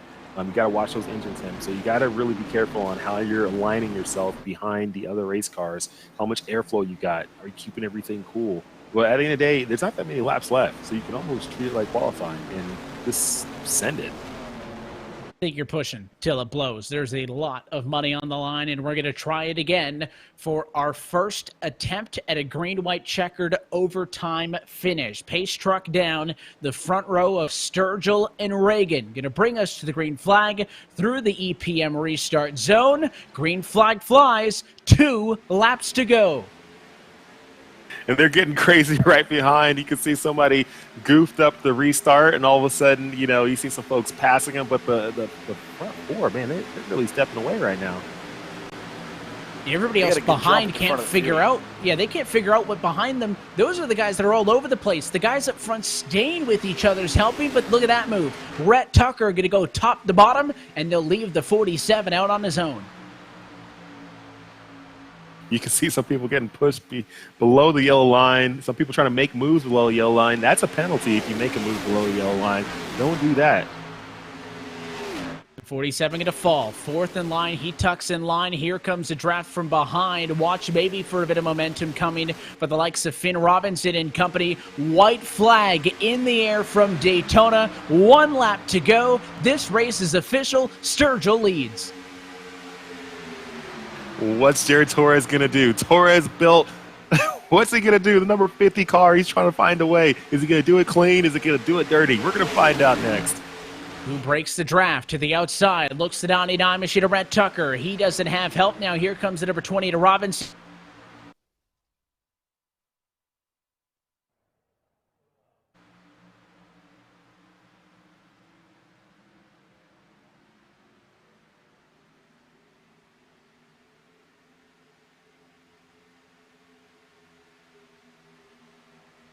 With a spin, and Sturgill wins at Daytona by 3/100ths of a second. Wow. What a race. What a race. And Jared Torres, I give him a lot of props. He kept it clean. He could have done a lot of different things. He could have turned him. He could have pushed him. He could have done some things, but he didn't. He kept it clean. He was like, if I'm going to pass you, I'm going to pass you clean. And wow. Clean to the end. They wrecked behind the outside, tried that entire last lap to come around and catch up, and at the end, it's going to be about a half of a car length of a differential that keeps them out of victory lane. And Michael Sturgill, who took the green flag at 2 laps to go in the race lead, is going to win the EPM Omega Cup Series Spring Bowl from Daytona. He's got company as he's going to come around and do some celebrating as your race winner. Let's talk results from the World Center of Racing, the virtual World Center of Racing, that is. Michael Sturgill gets the race win. Final margin of victory, 0.034 seconds. Atop Tucker in second, and Jared Torres in third. Looking through the field, your top 6 finishers all finished within a half a second of each other. Jesse, real close finish in that green-white checker. Wow. It was such an amazing race. We had a really good time tonight. A lot of great battling throughout the whole field. Everyone was fighting. And for the most part, yeah, we had some cautions. Yeah, we had some wrecks. But that's part of Daytona. That's part of super speedway racing. But for the most part, I believe it was a pretty clean race. But, man, I had a really good time here at the EPM Omega Cup Series Spring Bowl here at Daytona. Such a good time. Such a fun time. Loved it. Loved all the racing. These drivers are very skilled. They have a lot of talent. They did a very great job racing throughout the entire race. I just loved everything that I saw. And for the folks who are ERA members, who are basically everyone in this race, and those who have signed up on eragaming.gg as a member, everyone who signed up for a member, I'm going to have you on my truck at Daytona International Speedway this weekend, Friday night, racing in real life. Not virtually, but in real life. And thank you to everyone who watched. So this is such a cool event. There's a look at our top 10 results. We'll let this scroll through, Sean. I can only imagine everybody tuned in and enjoyed that one. Yeah, absolutely. The chat is going a little bit crazy right now, but there's one person in particular that is losing their mind right now. We have a Mr. Mike Sturgill in our Facebook chat right now, watching the race live, watching his son take that $4,000 home. Heck of a race. Congratulations to your boy, Mike. And one of the things that he said in the chat, I've cheered more tonight than I've ever cheered at a real track. That's good stuff. That's why we're doing this at ERA. Thanks so much for tuning in, Mike. Mike earlier in the chat said that he was going to get a rig and come out and race with his boy. Heck yeah, bring it. Bring the families together. Bring them out on track. Let's do this some more. Don't forget, COTA's coming up next. Circuit of the Americas road course, cup cars, big things on track with tiny tires and lots of horsepower. It's just going to get better from here, y'all. This is good stuff. See if he's nice enough, maybe hook his dad up with some sim gear, right? With that $4,000, get it both on track for the next time out. Let's take a second look at that last lap, as this one was able to get completed on the first attempt of the green to white checkered. They all started single file and strung out, but as this lap goes on, Jesse, we'll see that outside line creep in. They probably only needed maybe a couple hundred more feet to make it happen, but that 3-car held the bottom, and that 50 machine you mentioned of Torres kept it clean and helped them all the way through. Yeah, he helped them, and he could have done a lot of different things. I mean, a lot of people have been in that situation and have decided to take the dirty route and turn someone, but he didn't. He was like, if I win this race, I'm going to try to do it clean. I'm going to keep drafting, see if I can get him to make a little bit of a mistake, do something. But he kept it clean, and you can see that second lane creeping up. It would have been very interesting if this was at Talladega, because that start-finish line would have been probably 300 feet ahead, and it might have been a different race. Might have gone to the 99 if he had that extra space. Instead, Sturgill wins by 3/100ths of a second. We'll take a quick opportunity to step aside. When we come back, we'll talk with your top finishers. Michael Sturgill, your race winner from Daytona. Post-race action is next on RaceSpotTV.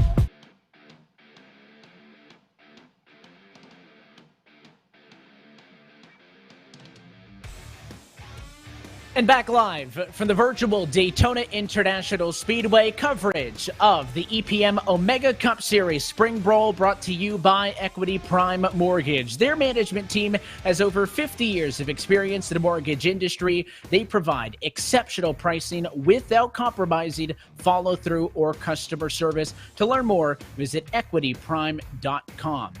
Back live on a RaceSpotTV post-race for the virtual Daytona International Speedway, where Michael Sturgill is your race winner of this Omega Cup Series Spring Bowl. And Jesse, I'll hand things off to you. You're talking with our race winner. Man, what a great race. And Michael, what were your thoughts on that final lap after that restart when you saw that things were going somewhat clean? What were you thinking? Yeah, after I got to the white and it was official, I knew I had Jared back there, me and him run all the time in officials. So I knew he would probably stick with me. So I just rode around the bottom and hoped and prayed the top side did not get a run on me. And it looked like they started to get that run. I saw the 99 car move up to that second lane, start getting up there, and almost seemed like if they had a few hundred more feet, they would have gave you a run for your money. But it ends up you kept it clean, you kept it in there, and you ended up taking the $4,000 first place prize. I mean, how does that make you feel? Yeah, I don't think it's set in yet. My adrenaline's still pumping. This is the biggest race I for sure have ever won. So just trying to take it all in right now.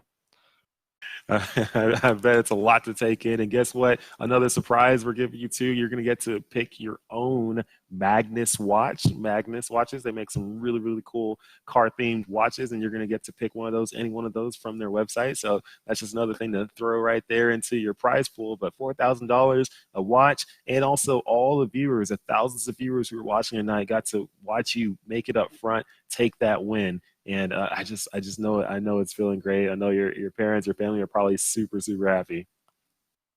Oh, yeah. I've been getting texts and messages. I shared the stream link before we started the race, so my phone's been blowing up, and I actually heard my dad going crazy in the other room over my headset and everything, so they're going wild. That's awesome. Well, good job. Thank you so much for competing in our Spring Bowl event. Our next event is going to be in May 2021. We're going to have our Summer Bowl. It's going to be at COTA at Circuit of America. So we're going to go into the road course. We've already done a short track. We've done a super speedway now. Now we're going to a road course. So get those road course skills sharpened up, because we're going to be back at it again, giving away the same prize money again in May. So looking forward to another one. Good job on your win. Thank you so much for competing, and thank you to all the viewers who jumped on board to watch. I'll jump in as well. And Michael, congratulations, and thanks for chatting with us. Jesse, let's talk about that challenge, right? The whole point coming in tonight, we were talking about what's different, Daytona versus Nashville. I mean, taking these things over to COTA is going to be such a unique challenge. That's going to be debuting this year in the NASCAR Cup Series, but I know that a lot of people have wanted cars racing there in the past, and that's something that you've been able to do on iRacing for quite some time now. So tell us about the decision to pick that combo and maybe some of the challenges that'll present these guys when we get around to the Summer Bowl. When we started doing all the planning for eRacing Association and our events and the Omega Cup Series, what we were thinking about was, how can we have a good mix of tracks? We don't just want to do 1.5 mile tracks or short tracks or this and that. We want to have a good mixture. So we figured, hey, let's make sure we have a super speedway, a short track. And then with the new Circuit of America's track jumping into the schedule, we're like, hey, let's throw a road course in there. Let's throw Circuit of America's. It's going to be a new thing. No one's really used to it at all. No one has laps there. People are going to be practicing really for the first time on the sim on that track here pretty soon. No one's going to really have a true advantage unless they're just a road course type person who likes running road courses on the sim. But it's one thing to run the sports cars at Circuit of America, but it's another thing to run a stock car. It's a 4-speed, a lot of horsepower, no grip, no aero, no nothing. You're just driving a raw, big V8 machine around this very finesse type track. It's going to be interesting to watch everyone run. I'm pumped to see what happens in May when we put on that event for the Summer Bowl. That's the best part, right? You can take a fine-tuned open-wheel car there, but there's something else about putting a car on a road course that's not made for it and trying to tame all that horsepower. And we certainly look forward to that event coming up. But Jesse, as we close this one out, just wanted to thank you and the entire team at the ERA for bringing this event to us, and also wanted to wish you a safe and good luck in your race coming up on Friday. Thank you so much. I'm looking forward to racing on Fridays, Fox Sports 1, 7:30 p.m. Eastern in the NASCAR Truck Series. I'll be in the ERA race truck, and we're also going to have Notable Live on board as a sponsor, and also TBS contractors. And all of our ERA members who have signed up as ERA members are going to be on the bed of the race truck. We're going to have all of them, all their names on there, and I might be having to handwrite a few in there. Everyone who went online tonight to sign up as an ERA member, if you haven't and you're still listening, go to www.eragaming.gg and then go to our membership section and sign up as a Clutch Club member, whether it's annual or monthly. Sign up, and we'll see what we can do to get your name on the racetrack. Get it done, get on track for Friday, and we'll see you in the Lone Star State later this year. Until next time, though, that's it for us here tonight for the Daytona International Speedway. On behalf of our entire RaceSpotTV team behind the scenes and the entire eRacing Association team as well, for your broadcast crew tonight, for our producer Tyler Maxson, for Sean Yoder, Jesse Wuji, and myself, Evan Pasoko, I want to thank you for tuning in, and congratulations to Michael Sturgill, your EPM Omega Cup Series Spring Bowl champion. We'll catch you next time on RaceSpotTV.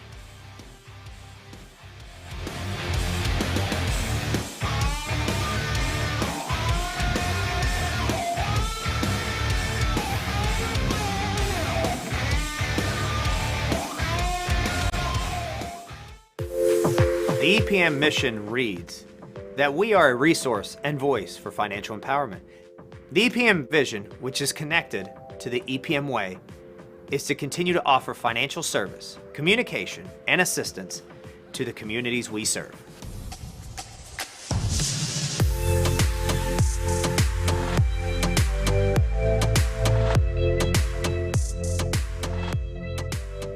What makes us different is our loan officers. They care about the people. Our number one message in this company is the customer. Always do everything you can for that customer. We as a staff work together as a team, and we also on one page, one goal, to know that the end goal is the other person, which is the home buyer. The big thing that we want to do is provide financial empowerment to our consumers. The ramifications of not owning versus owning is very vast. So it's really about maximizing your earning potential to build wealth. Our diversity, it's a large part of what sets us apart. And the way we look at business with an empathic approach, we do care. I have grown up here. I've pretty much done almost every position here and have just grown and learned throughout the 10 years and been given tons of opportunity to advance. I can't tell you how much this place means to me. My favorite part of EPM is the relationships that we build. I mean, I see my coworkers more than I even see my family throughout the week. So it's important that we have that relationship with each other. I know that I'm going to work hard with my coworkers, but I also know that I'm going to be able to have a fun time with them. When you join EPM, it's like you're gaining a huge, giant family. The people here are just funny and amazing. The 23 Fundamentals, or the EPM Way, is our new culture plan. They are led by great communication, ethics, morals. All in all, they make us better. They make us EPM. The idea of work and home is truly been blurred. So when our culture plan was created, we wanted to transcend just being in the office. It's really about being a brotherhood, a sisterhood, but it's still all about one mission and one objective, is to make sure that we're not only leading to financial empowerment, but we're growing our communities, we're serving our communities, we're growing our individuals.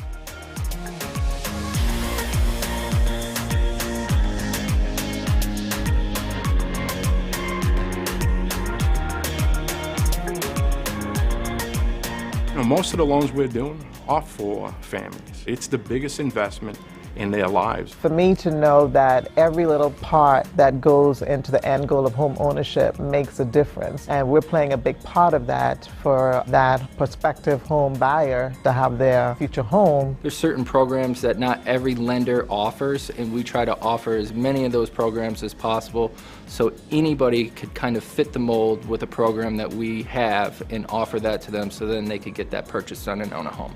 You know, the gold standard is treat somebody how you would want to be treated. I think that's the way people would want to be treated best. They want to make sure that somebody's looking out for their best interest, not yours, not the company, not the industry. So you definitely got to put yourself in their shoes and empathize and make sure you're looking and more importantly, listening very, very generously to what they're saying and what they're trying to accomplish. It feels amazing to know that my team and I were able to contribute to a prospective buyer having their home. And for that home buyer to finally walk into the doors and have their home is just amazing, and we contributed to that. It gives you a sense of pride in what we're doing here and gratitude to be able to help out those people get things and achieve their goals as well. A lot of people talk about care, and the only way to truly care is through showing action and showing what you're doing for them in that moment. We're able to help people to achieve the American dream, which is home ownership. But it's not just home ownership. That's your home. That's your family. So generations can be there just by one impactful movement that we do.